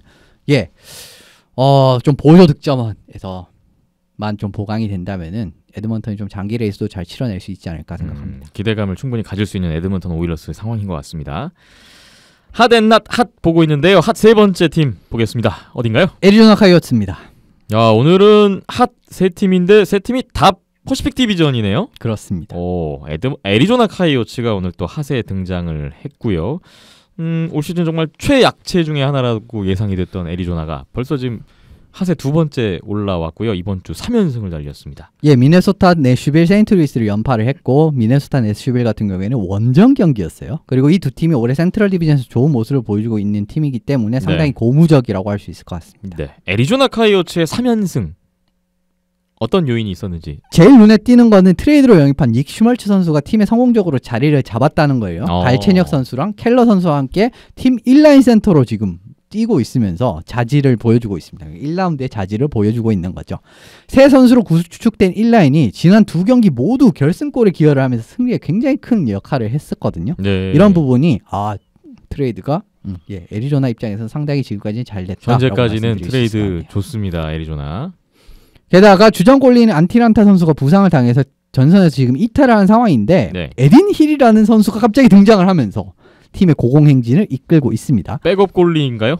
예, 올해 사실 백업도 아니었습니다. 이제 서드 골리 정도로 할 수 있는데 컴파 선수도 제가 알기로는 지금 부상이거든요. 네. 그런데 힐 선수가 지금 3연전에 모두 출장을 했어요. 첫 경기는 교체 출장을 했고 부상 이후에 교체 출장이 됐고 두 경기를 이제 나왔는데 내슈비를 상대로 29세이브 셧아웃 그리고 세인트루이스전마저 1실점으로 경기를 잡아내면서 막 지금 세이브 성공이 98%가 넘어가거든요. 3경기밖에 안 치렀기 때문에 사실 그렇게 큰 의미 있는 수치는 아닌데 말씀드리고 싶은 부분은 란타 선수의 빈자리를 아주 훌륭하게 메우고 있다. 그래서 이 지금 훌륭하게 메우고 있는 게 상승세의 원동력이 되지 않았나라고 생각을 합니다. 네. 안티란타 선수 부상. 하지만 에딘 힐이라는 골리가 공백을 훌륭하게 메우면서 팀 또 연승을 주도하고 있는 애리조나 카이오츠네요. 자, 오늘 퍼시픽 디비전 세 팀 다 핫을 차지했는데 애리조나도 에드먼턴하고 조금 상황이 비슷한 것 같아요. 현재 퍼시픽 6위. 하지만 또 상위 6개 팀 보면 경기 수가 가장 적어요. 충분히 기회가 있을 것 같고 올 시즌 애리조나가 좋은 거는 내시빌과 함께 지금 최소 실점 2위 팀이더라고요. 그러니까 애리조나 역시 문제는 좀 득점이 터져야 될 것 같은데 지금 팀 득점 29위를 기록하고 있는 애리조나의 상황입니다. 공격력만 조금 더 올라주면 이보다 더 높은 곳까지 바라볼 수 있지 않을까 싶고요. 이번 주 일정 보니까 LA, 워싱턴, 샌호제이, 보스턴, 버펄로. 어렵네요. 야, 상대들이 만만치가 않아요. 어렵습니다. 네. 근데 이것도 성공한다면 이 순식간에 또 애리조나가 퍼시픽 디비전 상위권에 또 올라갈 수 있기 때문에 네. 좀 지켜보시면 될 것 같네요. 지켜보겠습니다. 핫 세 팀 봤고요. 이제 낮 두 팀 보겠습니다. 낮 첫 번째 어느 팀인가요? 오늘 이 어쩌다 보니까 퍼시픽 디비전 스페셜이 되고 있는데 세너제이 샤크스입니다. 또 퍼시픽 디비전이 낮까지 차지를 하는군요. 세너제이 샤크스. 최근 4연패. 그렇습니다. 시카고. 오늘 3연패 미네소타도 있는데 지금 세너제이가 그렇습니다. 좀 네. 독보적이었어요. 사실 경기력이. 일단 오늘 몬트리올 잡고 4연패 끊었죠? 예, 4연패는 끊었는데 결과적으로 원정 5연전에서 4연패를 거뒀다라는 부분은 순위가 상당 부분 하락했고요. 네. 애틀랜틱 디비전 원정이 이긴 했습니다. 그런데 지금 사실 NHL 최상위권을 노리는 세너제이라면은 아무리 상대가 토론토고 아무리 상대가 버펄로라고 할지라도 충분히 이겨낼 수 있었어야 됐어요. 네. 그리고 오타와 몬트리올은 사실 당연히 잡아야 되는 매치업입니다. 물론 몬트리올을 잡긴 했지만은 이런 부분에서 4연패라고요? 이거는 진짜 상위권의 조건이 갖춰지지 않았다라고까지 평가를 할 수 있는 최악의 결과라고 할 수 있을 것 같네요. 최근 10경기로 확장해봐도 4승에 그치셨던 세너제이 샤크스인데 뭐가 가장 문제인가요? 일단 감독과 좀 기용 같은 게 약간은 좀 세련되지 못한 부분이 저는 좀 있다고 봅니다. 이제 데보 감독이 약간 좀 용병술 특히 이제 골리 부분에서 이제 이런 부분이 많이 나오는 것 같은데 에런델 선수와 마틴 존스라는 골리가 있어요. 그런데 이 두 선수의 부진이 원정에서 동시에 겹친 부분 이건 정말 나쁜데 이걸 사실 좀 기용을 사실 좀 반대로 했으면은 좀 타개했을 법한 부분에서도 기용을 반대로 이제 토론토전에서 델 선수를 내고 그 전에 이제 마틴 존스 선수를 낸 이런 결정이라든지 이런 걸 보면은 제가 생각했을 때는 좀 감독의 기용 자체도 그렇게 썩 믿음직하지 못한 부분이 좀 드러났다라고 생각을 하거든요. 네. 조금 더 깊이 말씀드리면 델 선수가 사실 최근 2년 동안 그렇게 나쁘지 않았기 때문에 존스 선수의 짐을 덜어낼 만한 제목이라고 증명을 해냈어요. 그런데 마틴 존스 선수가 작년보다 더 부진하고 델 선수마저 이제 이 마틴 존스 선수가 부진한 거에 이제 좀 짐이 더해지면서 델 선수까지 평범한 백업 골리 수준으로 성적이 떨어지고 말았거든요. 그러니까 꼴텐징이 전망적으로 무너졌다는 거죠. 이게 네. 컨텐더를 노리는 팀에서 이런 약점이 부각된다는 거는 결코 좋은 신호가 아닙니다. 최근 올 시즌뿐만이 아니라 계속 보면 세너제이는 마틴 존스 선수가 잘하면 그렇죠. 팀도 좋고 이 존스가 부진하면 계속 팀 전체적으로 성적이 안 좋고 좀 그런 것 같아요. 예. 마틴 존스가 그만큼 중요한 선수인 것 정말 같습니다. 중요한 자원이죠. 네. 원정 5연전 4연패 상당한 타격을 입은 세너제이 샤크스인데 또 다른 특징이 있다면 뭐가 있을까요? 또 이번 패배에서 좀 답답한 게 뭐냐면요. 지금 팀 언급을 드릴게요. 버펄로, 토론토, 오타와, 몬트리올입니다. 네 팀은 공통점이 있어요. 뭐가 공통점이냐면은 속도가 상당히 빠르고요. 역습 전개 능력이 빠른 팀들입니다. 올해 이 네 팀이 모두 그런 모습을 보여주고 있는데요. 예, 당연히 고전해버렸습니다. 세너제이 샤크스가. 네. 근데 이거 어디서 많이 보던 시나리오잖아요. 어디서 많이 봤냐? 2015-2016 시즌에 세너제이 샤크스가 피츠버그와 결승전을 할 때의 모습과 굉장히 흡사했습니다. 아하. 그때 피츠버그의 속도를 아주 뭐 그냥 전혀 당해내지 못하고 굉장히 꾸역꾸역 이제 게임을 하다가 한 두 경기 겨우 이기고 결국 4대2로 지고 말았죠. 15, 16 시즌. 지금보다는 어떤 스피드 하키라는 트렌드가 완전히 자리 잡기 전. 그렇죠. 딱 정립이 네, 된 네. 그때 시기였는데 그때 나왔던 약점이 뭐 전혀 보강이 되지 않는 그 역시 세너제이 샥스는 스피드가 빠른 팀한테 약하다라는 이제 그 공식이 또 그대로 드러나는 결과가 나오고 말았고요. 예. 혹시 세너제이 샥스가 서부를 제압하고 있는 상황이 나온다고 하여요. 예, 그렇게 합시다. 그런데 동부에서 혹시 워싱턴이 아닌 템파베이나 토론토나 이런 팀들이 올라오게 된다면은 전 좋은 결과를 절대 장담할 수 없을 거라고 봐요. 지금 상태라면요. 그렇기 때문에 좀 이런 약점은 빠르게 좀 수정을 할 필요가 있지 않나라고 생각을 합니다. 스피드가 좋은 팀들 상대로 어떻게 풀어갈 거냐, 어떻게 대처할 거냐라는 숙제를 또 한번 확인했던 세너제이 샤크스의 지난 한 주였던 것 같습니다. 오늘 세너제이가 낮 첫 번째 올라왔고요. 오늘 하덴 낮 마지막 팀, 낮 두 번째 팀으로 넘어가 보겠습니다. 어느 팀인가요? 뉴욕 레인저스입니다. 뉴욕 레인저스가 오늘 마지막 낮에 들어왔는데요. 뉴욕 레인저스 역시 최근 10경기 4승에 그치면서 썩 좋지가 않고 오늘도 위니펙에게 슛아웃 패했네요. 예, 오늘 3피리어드에 또 3골 먹으면서 역전패를 당했기 때문에 야, 정말 좋지 않았습니다. 슛아웃에서도 올 시즌 그래도 4번 다 이기고 있었는데 5경기 만에 처음으로 슛아웃 패 안았던 뉴욕 레인저스입니다. 순위도 많이 내려갔어요. 사실 레인저스가 굉장히 기대 이상이었기 때문에 하대 먼저 한번 언급을 해드리지 않을까 했는데 결과적으로는 좀 낮에 먼저 언급이 되고 말았습니다. 네. 마츠 스카렐로 선수가 사타구니 부상으로 인해서 계속 경기가 지금 결장이 되거나 아니면 제대로 된 경기력을 선보이지 못하는 상황이 계속 이어지고 있어요. 스카렐로 선수라고 하면은 이제 레인저스의 사실상 제일 최고의 공격 이제 무기라고 할 수 있는 선수인데 이 선수가 좀 부진한 상황에 빠지게 됐고요.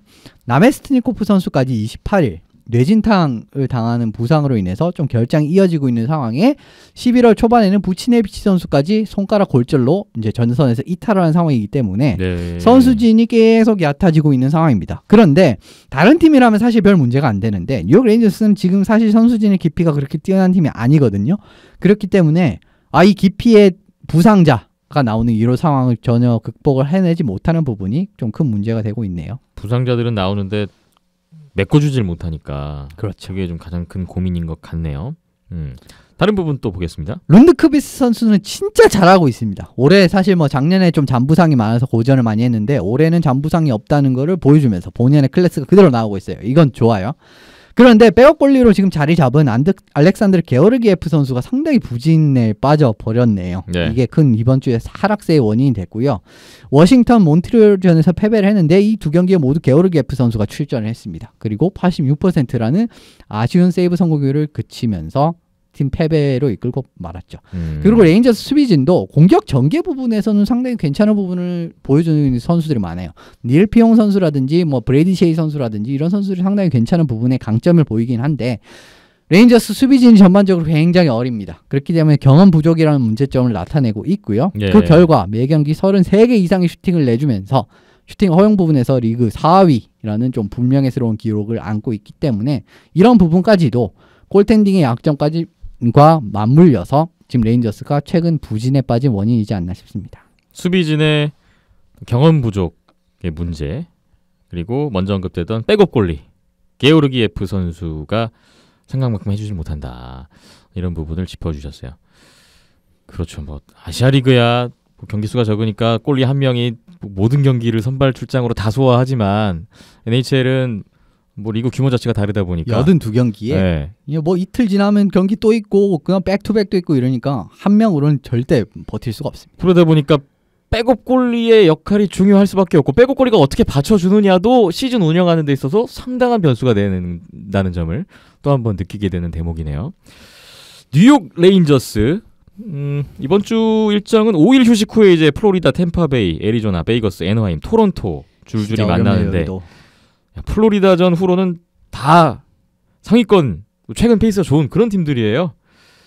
뉴욕 레인저스 가뜩이나 안 좋은데 만만치 않은 지금 어려운 앞으로의 일정이 될 것 같습니다. 하지만 또 결과는 어떻게 될지 또 모르죠. 지켜보겠습니다. NHL 핫 앤 낫 오늘은 여기까지고요. 비하인드넷 175회 함께하고 계십니다.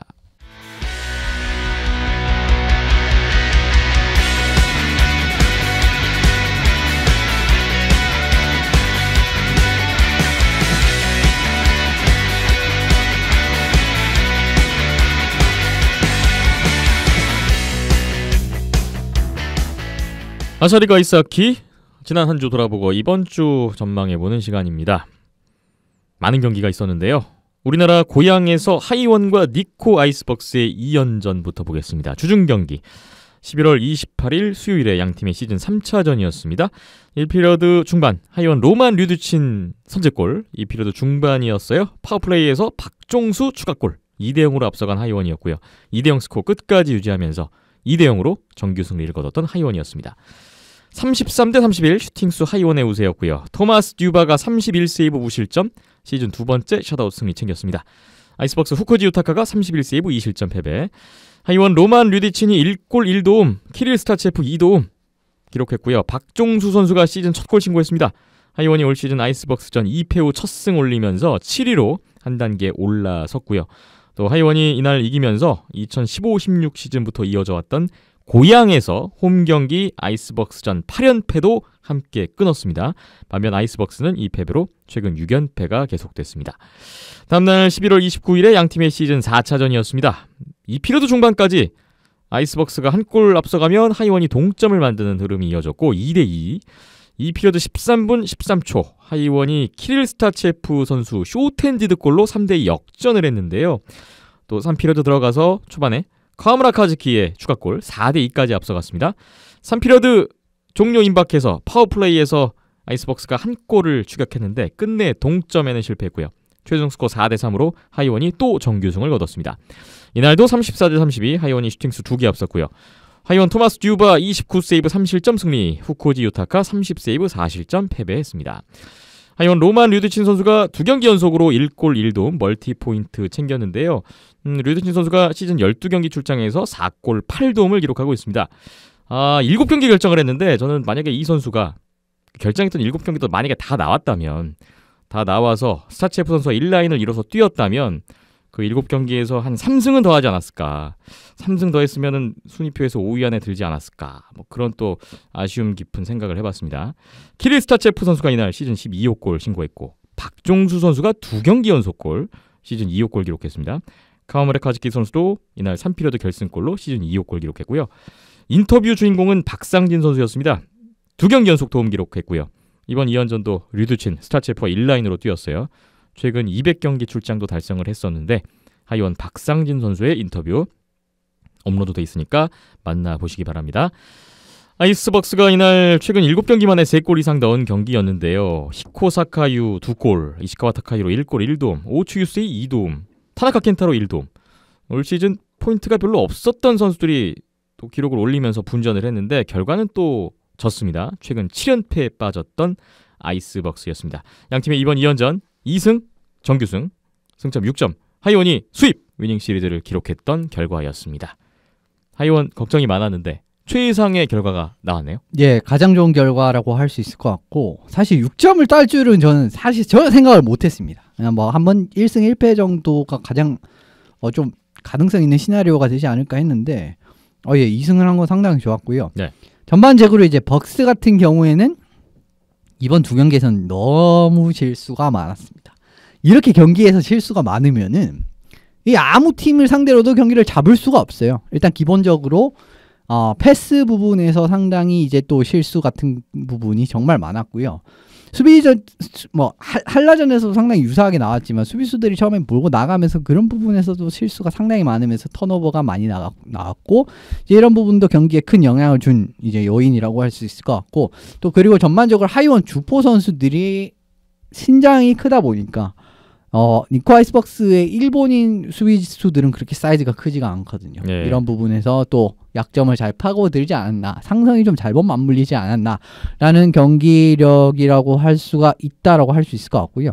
하이원 같은 경우에는 료마 류드친 선수가 제일 눈에 띄는 선수였습니다. 예, 이 선수가 사이즈가 굉장히 큰 편임에도 불구하고 스피드는 스피드고 그리고 중간에 공간을 찾아 들어가는 능력부터 시작해서 전반적으로 팀의 기둥이 되고 있다는 모습이 정말 잘 여실히 나타났던 2연전이었다라고 할 수 있을 것 같고 예. 류디치 선수가 살아난다는 것의 의미는 이제 하이원이 1라인의 경쟁력이 상당히 붙는다라는 이제 이런 식으로도 해석이 될 수 있기 때문에 하이원 입장에서는 더할 나위 없이 좋은 이제 이런 결과라고 할 수 있을 것 같고요. 좀 2차전에서 벅스 같은 경우에는 마지막에 찬스가 있었는데 그걸 끝까지 살리지 못한 부분. 예. 두바 선수가 사실 3실점이나 했다라는 부분은 하이원 입장에서 그렇게 긍정적이지 않고 어떻게 보면 거꾸로 말하면 니코 입장에서 굉장히 기회가 될 수 있는 부분이었는데 이런 부분에서 니코가 좋은 결과를 이뤄내지 못했다라는 부분은 하이원에게는 좋다라고 말씀드릴 수 있는 부분이죠. 네. 그리고 저는 좀 개인적으로 아쉬운 부분은 시에키넨 감독이 하이원전에서 제가 생각했을 때는 백업 콜리 카드를 한번 꺼내는 게 맞지 않았나 싶어요.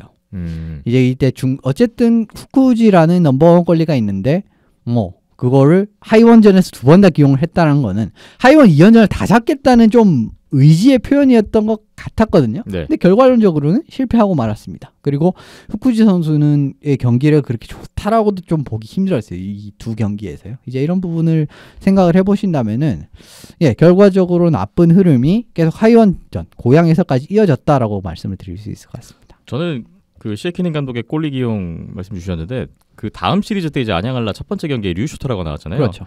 그걸 보면서 저는 그런 생각이 들었어요. 그러니까 이미 한국 원정 올 때 짜놨던 플랜대로 그냥 간 게 아니었을까. 대명 하이원전 후쿠지. 그다음에 한라가 가장 일단은 강팀이고 현재 기준에서. 그러니까 한 경기 정도 쉬어가는 쪽을 이제 한라전 쪽에 포커스를 잡고 첫 경기로 이 대명 하이원전에 후쿠지를 다 내면서 한번 승부를 걸었던 게 아니었을까. 물론 결과는 최악의 결과를 맞이했습니다만.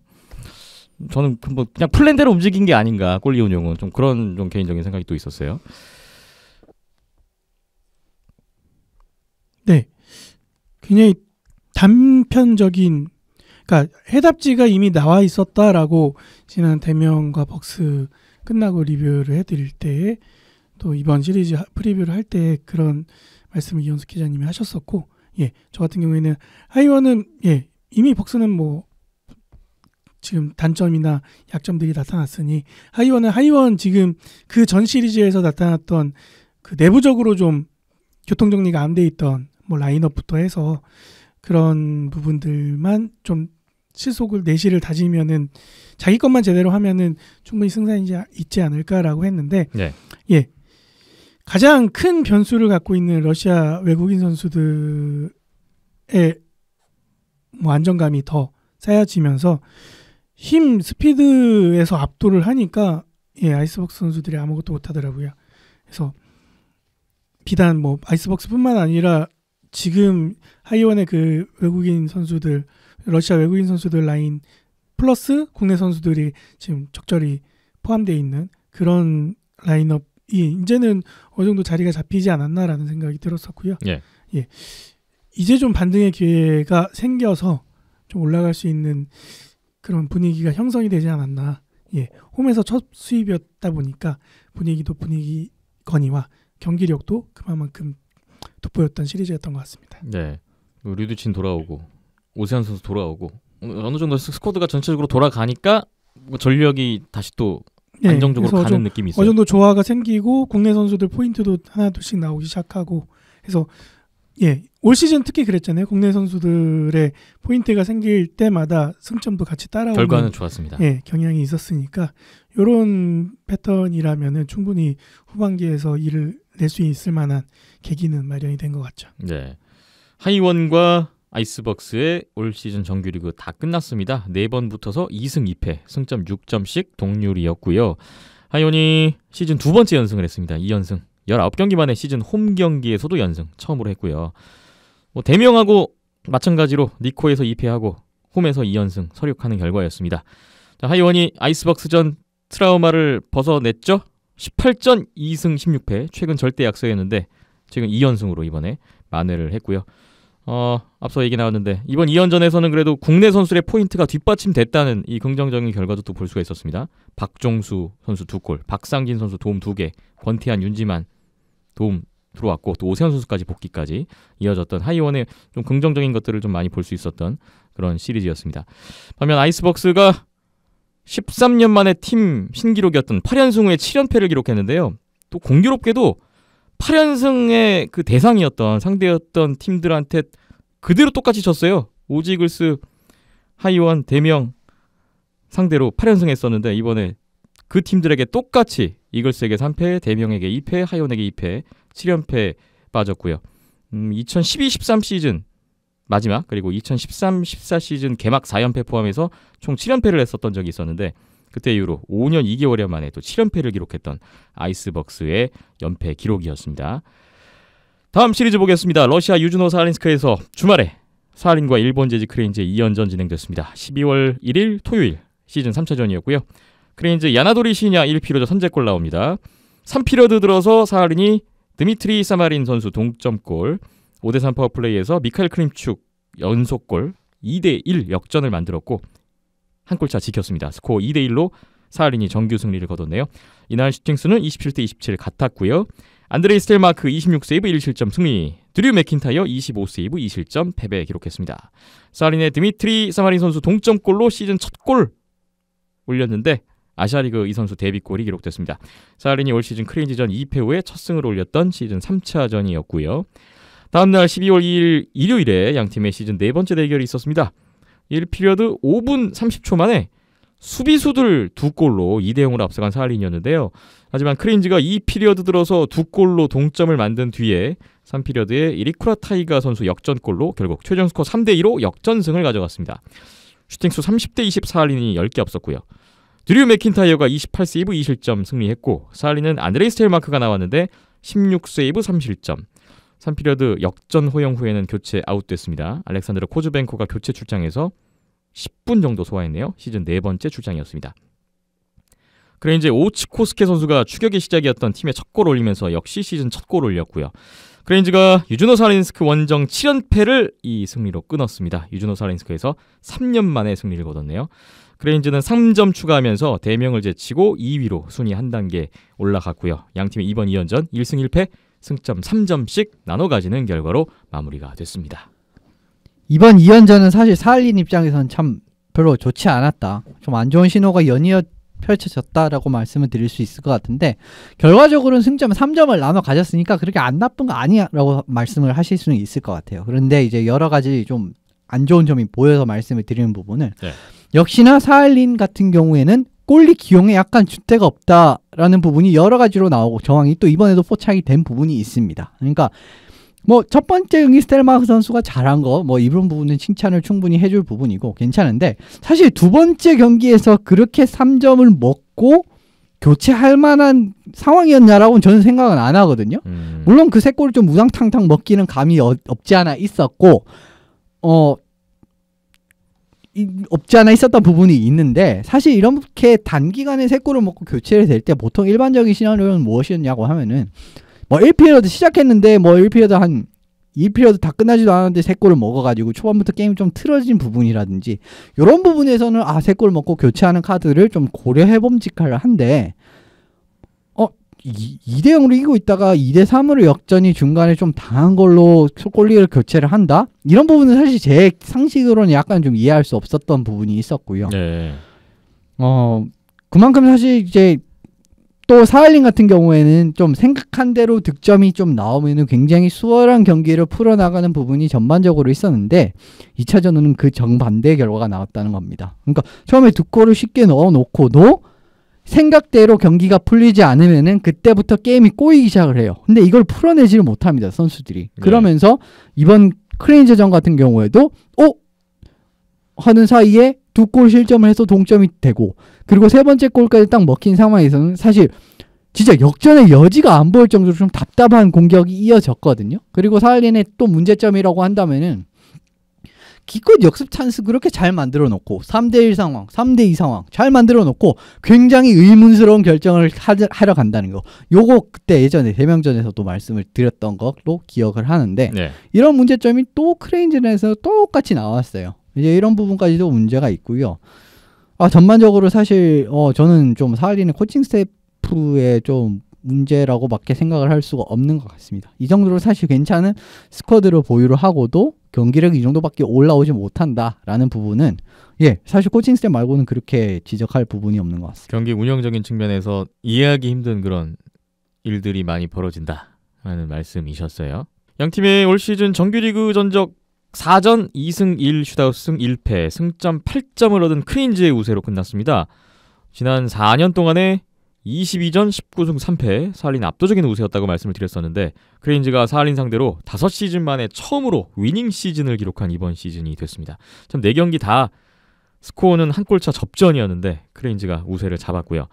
사할린은 이번 2연전 조금 변화가 있었는데 기존 1라인 막심 유시코프, 크림축, 에레민 이 3명이 항상 막강 1라인인데 유시코프 선수가 3라인으로 내려가고 지난 2경기에 3라인에 기용됐던 로만 코피엔코 선수, 이 선수 많이 나오던 선수도 아닌데 올 시즌 6경기 나왔습니다. 이 시리즈까지.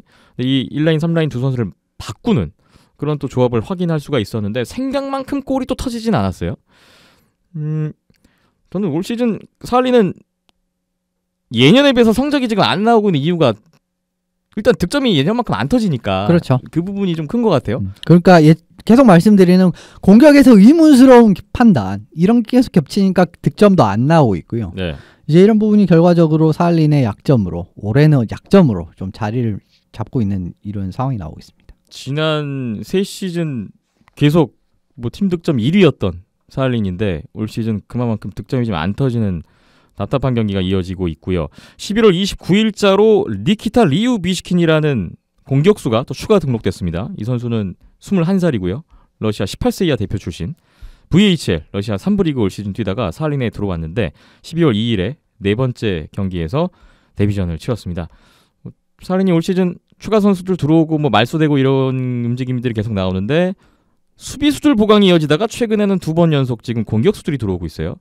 이 점도 앞으로 또 얼마나 이 선수들이 또 활약을 해낼지는 지켜봐야 될 것 같습니다. 다음 시리즈로 넘어가 보겠습니다. 일본 도마코마이에서 오지글스와 도크 프리블레이즈의 3연전도 진행됐습니다. 12월 1일 토요일에 시즌 4차전이었습니다. 1피리어드 시작 3분 만에 타나카고 선수의 선제골 프리블레이즈가 앞서갔는데 2피리어드 들어서 오지글스가 사토쇼, 타카시 세이지, 나카야시키 유시 3연속 골이 나왔고 3대1 역전을 해버렸어요. 또 미타무라 코에이의 엠티넷 골까지 더했던 오지글스가 결국 4대1로 승리했습니다. 35대27 슈팅스 오지글스 우세였고요. 나리사와 요타가 26세이브 1실점, 프리블레이즈 이토요토가 31세이브 3실점으로 승패가 갈렸습니다. 다음날 12월 2일에 양팀의 5번째 대결. 이 피리어드에 프리블레이즈가 쇼텐지드 골, 파워플레이 골 연달아 터지면서 2대0으로 앞서갔습니다. 3피리어드 초반에 한 골 더해서 3대0 리드의 프리블레이즈였고요.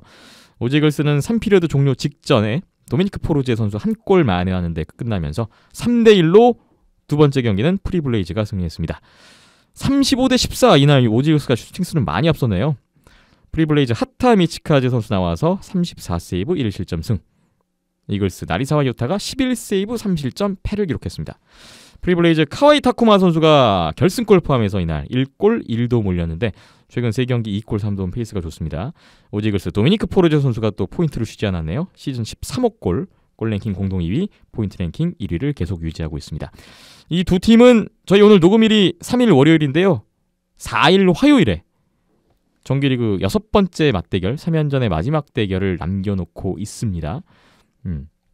일단 두 경기 결과 1승 1패가 나왔어요. 오지가 다 잡아야 되는 경기였어요. 이건 사실 진다는 것 자체가 좀 오지 입장에서는 답답한 상황이라는 거고요. 물론 이제 블레이즈 입장에서는 스페셜 팀이 두 번째 경기에서 굉장히 큰 활약을 해주면서 결과적으로 경기를 잡는 데도 굉장히 큰 역할을 해줬잖아요. 그런데 슈팅 14개에서 3실점을 하는 거는 이거는 진짜 문제가 있는 겁니다. 골텐딩이. 네. 그렇게밖에 해석이 안 되고 결과적으로 불안한 나리사와 유타가 어떻게 보면 좀 안타까운 결과를 맞이했다라고 고민은 나리사와 말씀드릴 수 유타 있네요. 왜 대안이 없다는 게 또 문제. 그렇죠. 오노다 선수가 기대만큼 성장을 전혀 못했다라는 부분도 이제 큰 이유인데 좀 이런 부분이 참 안타깝게 작용을 하는 것 같고요. 원래 같은 경우에는 1일날 결과가 2일날에도 똑같이 나왔어야 하는 게 지금 오지글스의 전력이라든지 프리블레이즈의 현 상황이라든지 이런 걸 보면은 당연히 이 결과가 그대로 재판이 나왔어야 되는 게 맞는데 올해 같은 경우에는 어쨌든 하타미치카즈 선수가 조금 더 이제 이토요토 선수보다는 약간 한 발 더 앞서 나가는 모습이 나오면서 2차전 같은 경우는 하타 선수가 또 굉장히 큰 활약을 해줬다라고 말씀을 드릴 수 있을 것 같네요. 네. 아시아리그 아이스하키 이야기를 나누고 있습니다. 잠시만 쉬었다가 안양 한라는 어땠는지 이야기 나눠보겠습니다.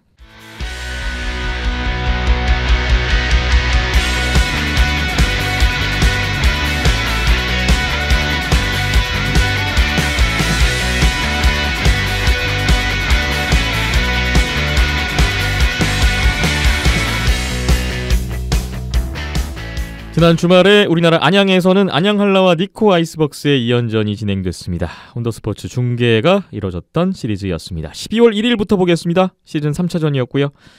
이 피리어드 중반 에릭 리건 파워플레이 골 한라가 리드를 잡았어요.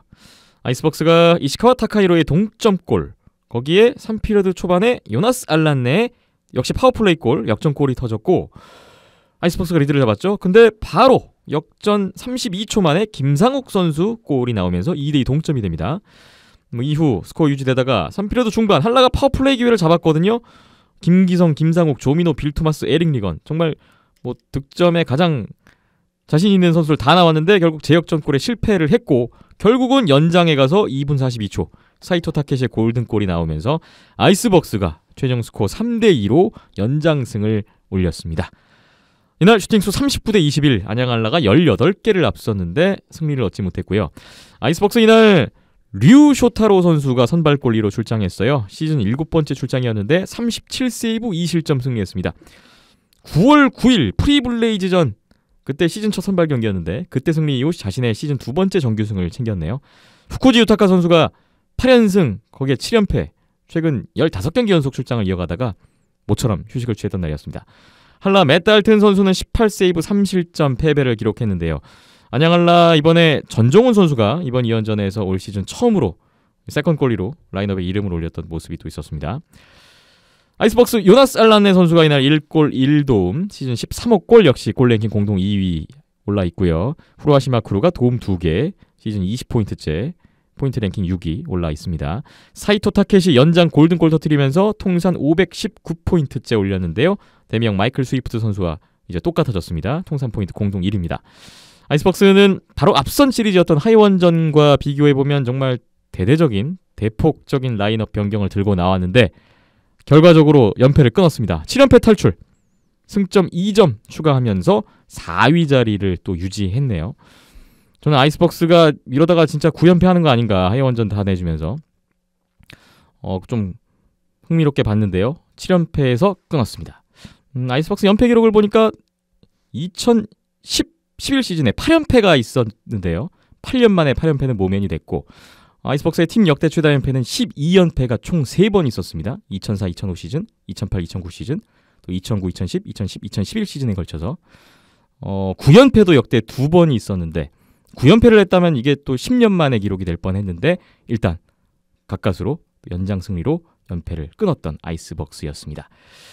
시리즈 첫 번째 경기에서 한라는 에릭 리건 선수가 3경기 연속골 이어갔고요. 한라 같은 경우에는 강윤석 선수, 김원중 선수가 최근 계속 결장하다가 부상 회복 후에 복귀전을 치렀습니다. 알렉스 플란트 선수도 한 경기 결장 후에 바로 복귀가 됐고요. 한편 이총현, 박진규 두 선수는 이 경기 포함해서 이번 2연전 모두 결장이 됐고 이러면서 이제 라인의 변화가 좀 있었어요. 강윤석 선수 1라인으로 다시 올라갔고 문국환 선수가 2라인에 들어온다든지 신상우, 박우상, 김원중의 3라인, 또 신영윤 선수가 또 이민우, 이현순 선수가 4라인을 구축하는 이런 모습을 확인할 수 있었습니다. 한라 신상우 선수가 이 경기 출장으로 개인 통산 300경기 출장 달성했습니다. 한라가 안양 홈경기 8전 전승 이어가다가 올 시즌 홈경기 첫 패배를 기록했고요. 하지만 승점 1점으로 올렸어요. 승점 40점째 들어갔던 한라였습니다. 올 시즌 현재까지 승점 10점, 20점, 30점, 40점 모두 리그에서 가장 먼저 도달하고 있는 안양 한라입니다. 12월 2일 일요일에 양팀의 두 번째 경기 시즌 4차전이 있었습니다. 이 피리어드 중반에 한라가 파워플레이에서 조민호 선수 선제골로 리드를 잡았고요. 3피리어드 시작 2분 만에 김상욱, 빌토마스 연속골 3대 0이 됐고 또 종료 직전 파워플레이 기회에서 또 김기성 선수 추가골까지 이날은 4대 0으로 완승을 거뒀습니다. 슈팅수 35대 19, 이날도 한라가 많이 앞섰는데요. 특히 3피리어드 10대 0이네요. 아이스벅스가 3피리어드 슈팅 한 개도 못 때렸네요. 맷달튼 19세이브 무실점, 시즌 6번째 셧아웃 승리 챙겼습니다. 맷달튼 선수가 올 시즌 22경기 리그에서 지금 유일하게 전 경기 풀타임을 소화하고 있는 골인데요. 저는 이바노프 선수가 워낙 잘해서 조금 묻힌감이 있는 것 같아요. 메탈튼 선수 올 시즌 기록도 상당히 훌륭합니다. 현재 세이브율이 94.16%. 지난 시즌에 메탈슨 선수 본인이 아시아리그 역대 최고 세이브율이 됐던 94.12% 기록을 했는데 94.16으로 올 시즌 능가를 하고 있어요. 뭐 그럼에도 지금 알렉세이 이바노프 선수가 95.08%를 지금 기록하는 그런 상황이 또 전개되고 있네요. 아이스박스 후코지 유타카가 선발 복귀를 해서 31세이브 4실점 패배. 개인 9연승 후에 8연패가 이어졌던 후쿠지 유타카 선수입니다. 한라 조민호, 김상욱 선수가 각각 1골 1도움씩 올렸고요. 빌 토마스 시즌 15골 단독 선두 골 랭킹 이어가고 있습니다. 공동 2위와 2골 차고요. 한라 박우상 선수가 조민호 선수 선제골 때 도움을 기록하면서 통산 300포인트 달성했습니다. 참 299포인트에 걸려서 아홉수가 길었는데 드디어 터졌고요. 귀화 선수 제외한 국내 선수로는 송동환, 조민호, 김기성, 김상욱에 이어서 5번째 308경기 출장 만에 300포인트를 기록했습니다. 지금 192도움이니까 조만간 200도움도 예상이 되는데요. 통산 300포인트 달성한 안양한라 박우상 선수 인터뷰가 진행됐습니다. 만나보시면 좋을 것 같습니다. 한라 김도영 선수가 시즌 4번째 출장했던 경기였고요. 조영근 선수가 최근 좀 많이 나오네요. 5경기 연속 출장.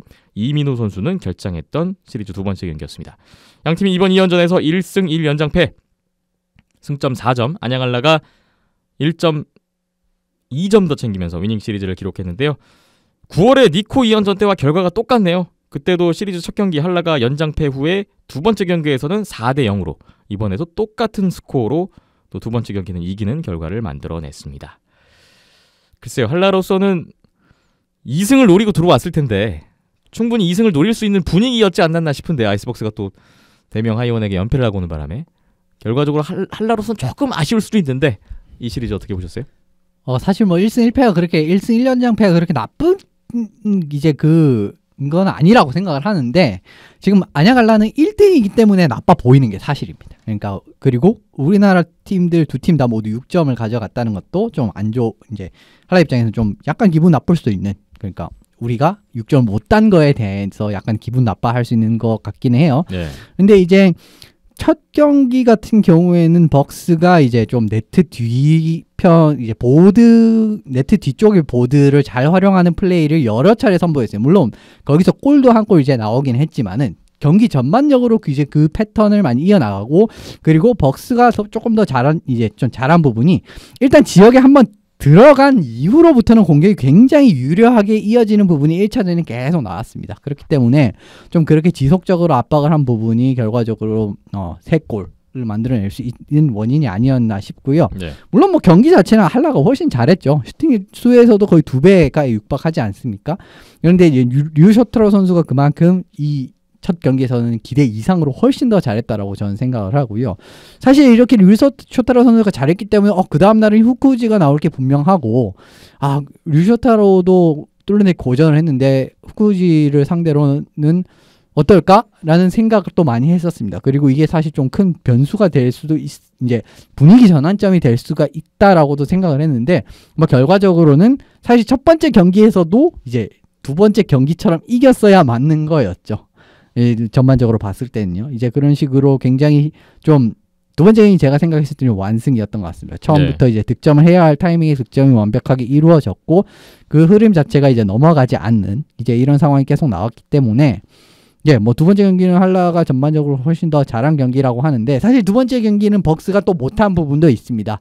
좀 두 번째 경기 벅스전을 보면서 하이번 두 번째 경기랑 너무 양상이 비슷하더라고요. 그러니까 전반적으로 수비 지역에서의 수비수들이 처음에 퍽을 몰고 나올 때의 실수라든지 이제 이런 부분이 너무 많았기 때문에 사실 전력이 뒤처지는 팀이 전력을 상대적으로 더 높은 팀을 상대로는 내 힘을 100% 발휘를 해도 사실 전력 좋은 결과를 장담할 수가 없어요. 그런데 실수까지 거기다 겹쳤다라고 한다면은 사실 안양한라가 그 실수를 놓칠 만한 팀은 절대 아니라고 보거든요. 네. 그런 결과가 나오지 않았나 싶습니다. 네. 박김찬 PD님은요? 예, 아이스박스는 한국원정 6연정 다 이렇게 비슷비슷하게 했고 똑같은 약점, 똑같은 단점을 보여줬었고요. 대명전부터 그런 모습들이 나왔으니까 뒤로 갈수록 뒤에 하는 팀일수록 더 대비가 잘 되어 있어야 했는데 그래서 뒤에 붙는 팀이 더 유리하다. 계속 그런 말씀 그래서 드리는데. 하이원도 잘 해냈고 안양할라도 잘 해낼 거라 생각을 했는데 글쎄요. 한 끗 차이로 좀 집중력이 흐트러지는 순간순간들이 나왔고 그다음에 첫 번째 경기 같은 경우에는 동점골을 먹었던 게 파워플레이 골이었잖아요. 앞서 김원중 선수가 후킹 페널티로 2분간 퇴장당하면서 그걸 얻은 아이스박스가 파워플레이 골을 성공시켰던 건데 일단은 후킹 페널티가 맞아? 라고 약간 애매했던 장면이었었고요. 그 부분이 조금 아쉬웠었고 그리고 거기에서 이제 파워플레이가 이어졌을 때 테러 유리가 뒤에서 골대 뒤에서 흔드는 장면이 6연전 내내 굉장히 많이 나왔던 장면인데 네. 그거에 대해서 대처가 안 됐던 거 그리고 멜타튼이 미처 그냥 너무 안일하게 테러 유리가 반대쪽으로 돌아 나오겠거니라고 안일하게 생각했던 게 퍽을 잃어버리는 순간적으로 잃어버리는 결과까지 나와서 알란네가 너무 손쉽게 넣을 수 있었고요. 그 부분이 좀 그러니까 그런 순간적인 집중이 좀 아쉬웠었고 뭐 연장에서는 거의 뭐 복불복이니까요. 그런 부분은 어쩔 수 없었고 좀 더 이기고자 했던 의지가 아이스박스가 좀 더 크지 않았나. 8연패까지는 막아야 된다라는 그런 좀 필사적인 모습이 배수의 진이라고 하죠. 쇼타로 골리를 내면서 배수의 진을 쳤던 니코가 좀 더 승리하는 자격을 갖췄던 건 아닐까라는 생각을 했었고요. 네. 두 번째 경기에서는 항상 본연의 이제 모습으로 돌아. 근데 이 패턴이 좀 굉장히 아쉬웠던 게 분명히 지난 시리즈의 하이언과의 시리즈에서 똑같은 패턴이었잖아요. 한번 크게 지고 한번 지면서 심리적으로 한번 크게 데이고 그다음에 이제 정신 차리고 다시 제대로 경기를 펼쳐내는 요게 좀 두 번의 연속 시리즈로 나왔던 게 조금 아쉽죠.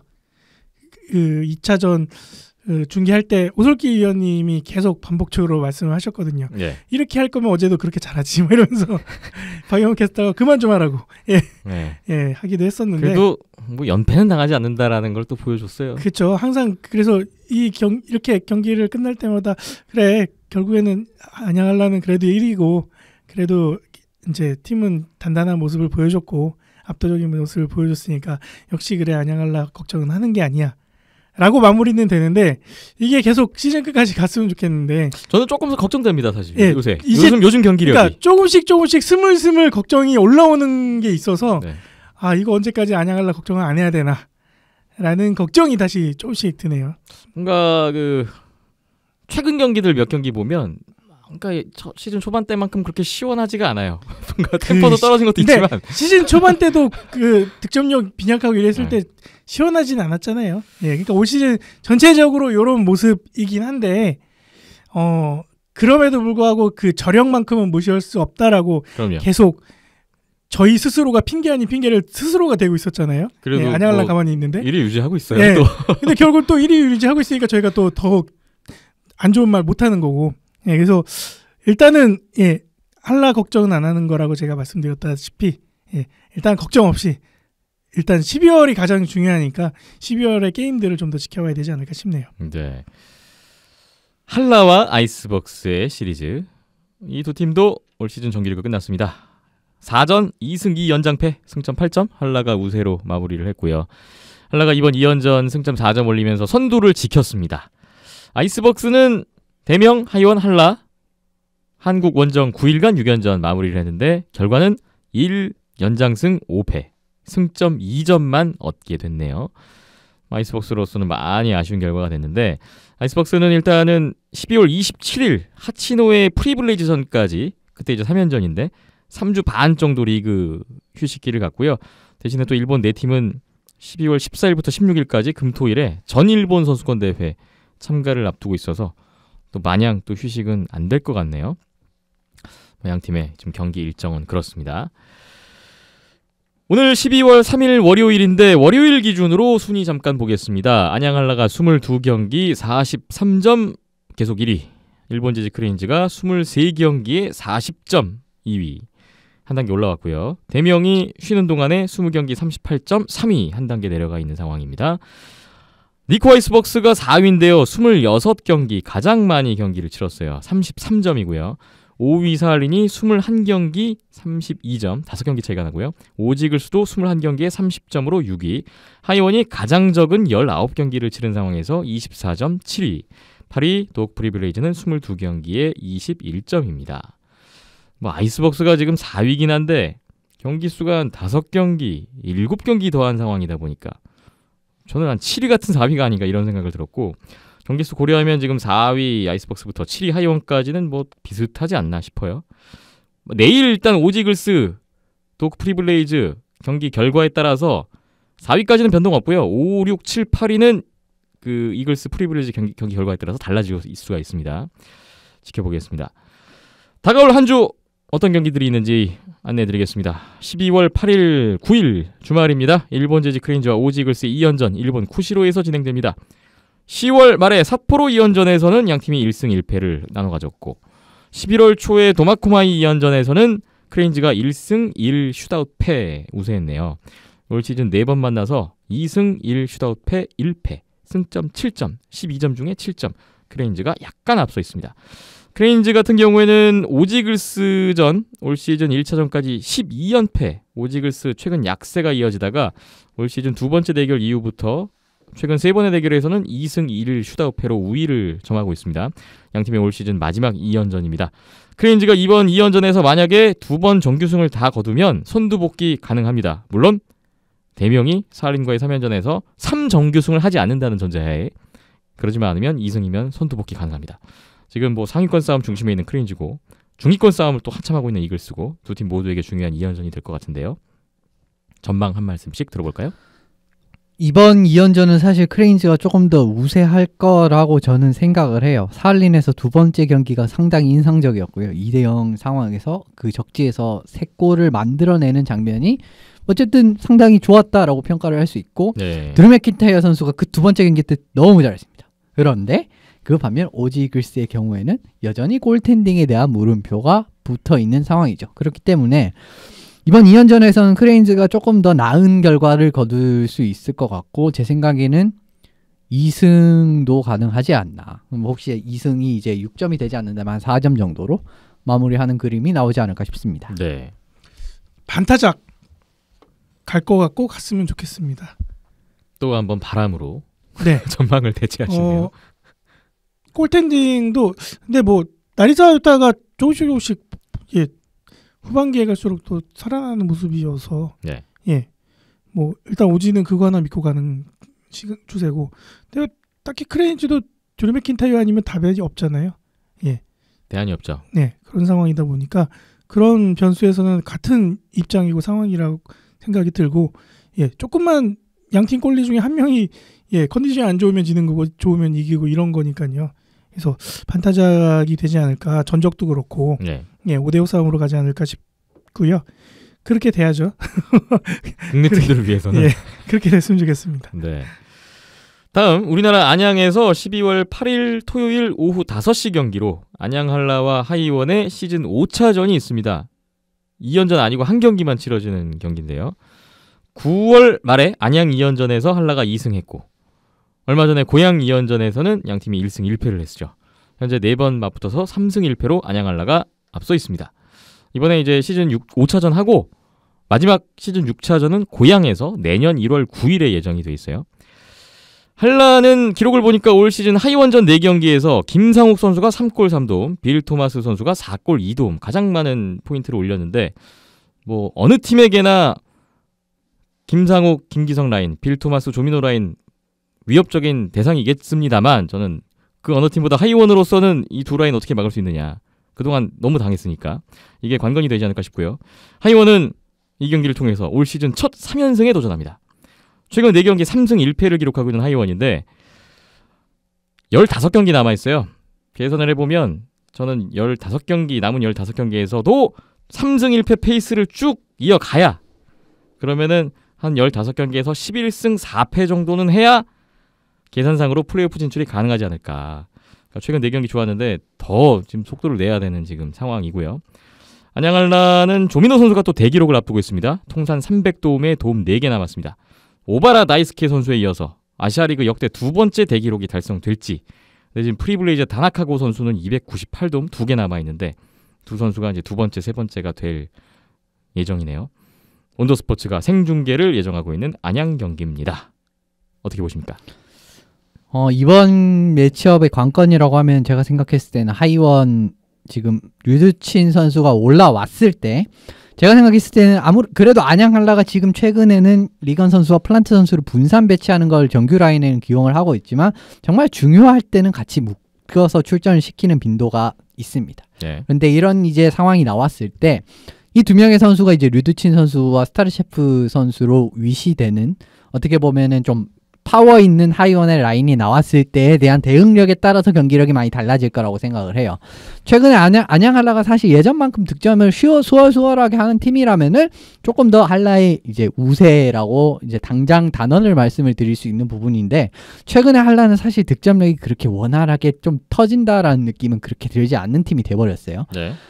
그렇기 때문에 하이원이 어떻게 보면은 좀 득점 폭발력에 있어서는 조금 더 우위를 가지지 않나? 라는 생각을 하고요. 이거를 잘 막아낼 수 있는 거에 대해서 이제 이 류두친 선수를 위시한 좀 파워라인을 잘 막아낼 수만 있다면은 또 한라가 준수한 수비력을 바탕으로 승리를 할 수 있을 거라고 생각을 하고 이 막는 게 실패한다? 라고 하면 조금 이제 어떻게 보면은 하이원 쪽에서 좀 더 무게가 실리는 이런 결과가 나올 수도 있지 않나라고 생각합니다. 네, 저도 로만 류두친 선수 나오냐 안 나오냐는 하이원으로서는 큰 비중이라고 생각을 하고요. 좀 동감이 되네요. 박인영 PD님은 어떻게 생각하세요? 예, 하이원은 지금이 적기라고 생각이 들고요. 앞서 지난 회차 때 김태범 아나운서가 우승권에 도전하려면 4연승 이상은 한 번씩은 해야 된다라고 말씀을 해 주셨었잖아요. 네. 네. 하이원도 마찬가지라고 생각이 들고요. 뭐 굳이 우승권 다툼이 아니더라도 지금 플레이오프권에 있는 팀들은 다 우승권 다툼하고 있으니까요. 다 고만고만해서 하이원도 그 틈바구니에 끼려면은 4연승 이상은 무조건 필수라고 생각이 드는데 올 시즌 5팀이 4연승 한 번 이상 했네요. 네. 그 시기가 지금이 딱 좋은 시기라고 생각이 듭니다. 러시아 외국인 선수들의 컨디션이 이제 정상적인 궤도 이상으로 올라왔고 토마스 두바도 어느 정도 리그에 적응된 모습을 보여줬고 국내 선수들도 포인트를 하나씩 쌓으면서 외국인 선수들과의 호흡이 점점 맞아 떨어져 가고 있는 이 시점 그리고 안양한라도 지지난주에 한번 잡아냈었고요. 네. 그래서 그런 기억들 그리고 지금 분위기라면은 안양한라의 승리를 거두고 그 다음 사할린 3연전에서 싹쓸이 내지는 위닝 시리즈를 가져간다면은 하이원도 어느 정도 플레이오프권에서 비벼올 수 있을 만한 그런 좀 안정감을 가질 수 있지 않을까. 그리고 안양한라 입장에서는 되게 애매하죠. 그러니까 좀 연전 분위기라면은 어느 정도 흐름이 타고 만약에 흐름이 꺾였더라도 이걸 반전할 수 있고 그런 지금 능력을 갖추고 있는 상황인데 쭉 쉬다가 한 경기 띡 하면은 이거 이기면 다행인데 지면은 이거 수습도 이게 애매하고 그렇거든요. 경기가 없다 보니까. 네. 그래서 조금은 오히려 다른 2연전이나 3연전을 가질 때보다 조금 더 부담스러운 경기가 되지 않을까라는 생각이 드는데 다행인 건 홈이라는 거. 그 부분이 좀 안양한라 입장에서는 유리한 부분이지 않을까라는 생각이 드네요. 네. 안양 경기 주목을 해보겠고요. 마지막으로 우리나라 인천에서는 대명 킬러 웨일즈와 사할린의 3연전이 잡혀 있습니다. 12월 8일, 12월 9일, 12월 11일, 토요일, 일요일, 화요일 이렇게 잡혀 있고요.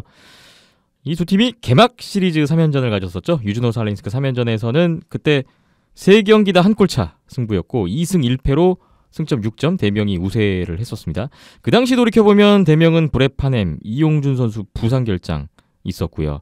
사할린은 그 이후에 5명의 추가 선수가 들어왔고 2명이 없어졌어요. 말수가 됐습니다. 이번 3연전 끝나면은 양 팀의 정기리그 6번 대결이 끝나게 되는데요. 지난 시즌에 사할린이 정기리그 우승했는데 상대 전적에서 유일하게 밀렸던 팀이 대명이었어요. 또 올 시즌에도 대명이 또 앞서 있고 대명은 확실히 지난 시즌 올 시즌 사할린 만나면 자신감은 있습니다. 9월에 있었던 유즈노 사할린 그 3연전 기록을 보니까 대명 알렉세이 이바노프 선수가 3경기에 99세이브 2실점, 사할린 안드레이 스텔마크 선수는 3경기 35세이브 3실점. 두 선수 다 셧아웃 한 번씩 있었고요. 스텔마크는 3차전에 2피리어드 교체 아웃됐었네요. 근데 저는 사할린의 골리 운영 방식이 도대체 종잡을 수가 없다 보니까 이번에 3연전에서 과연 사할린이 골리를 어떻게 기용할까가 참 궁금해집니다. 뭐 그대로 흐름을 보면 스텔마크가 나올 확률이 가장 높아 보이긴 하지만 그동안의 사할린의 경기 운영 방식을 보면 뭐 라인업에 계속 없었던 선수가 갑자기 선발로 나온다든지 그런 측면에서 저는 이번에 최근 5경기 계속 라인업에서 빠져있던 코로바이프가 나올 수도 있다. 그런 생각까지 좀 해보게 되는데요. 스텔마크 선수 또 가장 최근 경기 교체 아웃되는 장면이 있었고 그래서 저는 뭐 코즈뱅크가 선발로 나올지까지는 모르겠으나 과연 이 운용이 어떻게 될 것인가가 좀 궁금해지고요. 대명은 아이스박스전 2연승에서 지금 분위기는 좋습니다. 굉장히 중요한 지금 분수령이에요. 사할린과 홈 3연전하고 다음에 한라와 원정 2연전 12월 5경기 남아있는데 여기 지금 만만치 않은 일정이고 상위권 유지할 수 있느냐 분수령이 되지 않을까 싶습니다. 한 가지 변수가 있다면 대명 이용준 선수는 지금 아이스박스전 25일 경기 게임 미스컨덕트 페널티 받으면서 12월 8일 토요일 경기 4차전은 출장 정지 결정합니다. 한편 사할린은 최근 6연패 포함해서 최근 10경기 2승 8패로 부진에 빠져 있습니다. 하지만 지금 뭐 결과적으로 위치는 나쁘지 않아요. 이번 3연전에서 만약에 좋은 결과를 내면 상위권으로 다시 또 올라갈 수가 있고요. 지금 순위는 5위인데 내일 오지글스가 프리블레이즈 잡으면 6위로 떨어질 수도 있는데 3위 대명과 승점 차가 6점 차밖에 안 나요. 그래서 이번에 만약에 뭐 사할린이 수입해버린다든지 이래버리면 갑자기 한 3위 또 크레인즈 결과에 따라서 한 2위까지도 올라갈 수 있는 그런 지금 찬스고요. 사할린이 대명 하이원을 지금 상대하러 우리나라에 옵니다. 한국 원정 10일간 6연전에 들어갑니다. 또 이후에는 일본 원정 프리블레이즈 아이스박스전까지 해서 지금 일본 원정 6일간 4연전 잡혀 있으니까 이제 원정 10연전에 들어가는 사할린의 입장입니다. 저희 온더스포츠가 또 3연전 생중계를 준비하고 있는데 관심이 가는 시리즈입니다. 한 말씀씩 들어보죠. 전반적으로 사실 9월에 사할린에서 있었던 경기에 재판이 나올 가능성이 상당히 높다라고 생각을 해요. 전반적인 분위기 자체는 사할린이 계속 주도를 하지만 결과적으로 득점이 나오지 않고 계속 버티는 거에 게임 말리는 그런 상황. 그게 이제 그런 전반적인 3경기에서 양상이 똑같이 이어질 것 같다라고 생각을 하고요. 그러니까 결과적으로 하고 싶은 말은 이방우프 선수가 잘해야 된다는 겁니다. 이방우프 선수가 그전 3연전처럼 이제 이렇게 완벽한 모습을 보여준다면은 당연히 3경기를 다 잡을 수 있는 거고요. 물론 뭐 그때보다 조금 달라진 부분은 뭐 추가 이제 선수들이 이제 뭐 하이원이 아니고 대명이 복귀한 선수들이 있기 때문에 이런 부분에서는 어느 정도 이제 충분히 도움이 될 만한 부분이 있지만 지금 사할린이 그래도 눈에 띄는 장면은 역습 찬스를 상당히 잘 만들어내고 아웃넘버 상황을 그래도 지는 경기에서도 계속 만들어내는 부분은 좀 인상적으로 보고 있는 부분이거든요. 네. 그런데 그런 아웃넘버 상황에서 점수를 낼 수 있느냐라고 하면은 이제 훨씬 이제 사할린이 쉽게 경기를 풀어나갈 수 있는 요인이 될 수 있는 거고요. 이원호프 선수 또 이제 억지로 그런 거 다 막아내고 하면은 대명 쪽으로 갈 수 있는 게 대명이 최근에 파워플레이가 상당히 괜찮아졌고 이제 이런 부분을 생각을 해본다면 좀 가능성이 있는 부분은 있습니다. 근데 제 생각엔 전반적으로 9월에 있었던 경기에 그러니까 경기 흐름 자체는 재판이 될 것 같아요. 그러니까 그런데 결과는 사실 좀 장담을 못 하겠습니다. 그러니까 그때랑 그러니까 똑같은 결과가 나온다는 보장은 저는 못 드리겠습니다. 일단 뭐 많은 골이 나오지는 않을 것 같다라는 말씀이시죠. 그러니까 전반적으로 사할린이 경기를 주도해 나가고 대명이 좀 버티는 그런 흐름이 좀 이어질 것 같네요. 저도 비슷하게 예상이 되고 의견에 공감이 되는 게 그때도 뭐 종이 한 장 싸움이었잖아요. 그러다 보니까 조금 더 집중이 좋았던 조금 더 운이 좋았던 그런 팀들에게 승점이 더 가는 상황이었었고 이번에도 비슷할 것 같은데 대명 입장에서는 뭐 일단 전력상으로나 아니면 뭐 팀 밸런스라던가 이런 거는 어느 정도 이제 안정화가 됐고 유지가 되어 왔잖아요. 문제는 이제 멘탈인 건데, 그러니까 선수들의 뭐 멘탈은 다 강하다고 하겠죠. 스스로도 강하다고 하겠고, 근데 이제 은연중에 이제 지금 상황이 계속 1위권을 도전하면서 2, 3위권에 계속 왔다 갔다 하면서 유지되어 와 있고 순위상으로는 승점은 얼마 차이 안 나지만 그런 상황에서 사할린과 3연전, 안양을라가 2연전 여기서 반타작만 해도 플레이오프권은 안정권이야라고 생각을 하게 될 수 있을 거란 말이죠. 은연중에 가능성은 있죠. 저라도 그런 생각할 테고요. 그러면 안 되지만 근데 그렇게 하면은 이제 망하는 지름길인 거고 어떻게 해서든 이번에도 4연승 이상을 만들어내서 1위권 싸움에서 계속 우승 경쟁을 해야 된다라는 욕심이 있으면은 될 텐데 그런 욕심을 갖고 있느냐는 이번 주에 보여지겠죠. 네. 네. 그래서 그런 부분들을 기대해야 될 것 같고요. 그런 욕심이 있다면은 충분히 사할린 3연전 수입하고도 남을 것 같아요. 예, 경기력이나 그런 팀 밸런스는 지금 사할린 상황보다는 대명의 상황이 훨씬 더 좋거든요. 네. 문제는 의지, 각오 요 차이일 것 같습니다. 선수들의 멘탈, 특히 대명 선수들의 멘탈이 중요하다. 그러니까 뭐 지금 뭐 순위 이 정도 유지돼 있고 마음가짐, 경기만은. 뭐 2패했으면 또 2승하고 뭐 계속 그렇게 반복해 왔고 하니까 이번에도 반타작만 하면 될 거야, 반타작은 하겠지라는 생각이 행여나 자기도 모르게 그런 생각이 머릿속에 들어와 자리를 꿰차고 있다면은 더 안 풀릴 거란 말이죠. 네. 그런 그 게임에 임하는 뭐 정신무장이라고 해야 될까요? 뭐 그런 것들이 발휘가 된다면 뭐 사할린은 늘 주도권을 잡는 팀이잖아요. 그렇죠. 항상 어느 팀과 하든지 간에 주도권을 갖고 경기를 풀어내는 스타일이니까요. 네. 사할린 뭐 올 시즌 21경기 했는데 슈팅 수에서 밀린 경기가 한 경기뿐이에요. 네. 다 슈팅 수는 막 10개 이상 매번 앞서는 팀이고 하지만 대명이 또 그런 마음가짐이 잘 돼 있다면 버틸 수 있을 거고 또 유즈노 사할린스크 때와 같은 그런 결과를 만들어낼 가능성은 충분하니까 그때 뭐 이상의 결과를 내야죠. 네, 그 부분이 중요할 것 같네요. 뭐 할라도 홈에서 수입했는데 우리도 한번 해보자 이런 으쌰으쌰가 좀 된다면 뭐 또 기대를 해보네요. 네. 저는 이제 그 다음 시리즈 안양할라의 시리즈가 더 걱정이 되지 않을까 대명 입장에서는 그런 생각도 드네요. 결과 또 궁금해집니다. 기대가 되는 시리즈 안양 인천 경기 원더스포츠 생중계 많은 시청을 부탁드리겠습니다. 주간 아시아리그 리뷰 제9회 10번째 회가 업로드 예정돼 있고요. AL하키.kr 계속 안내드립니다.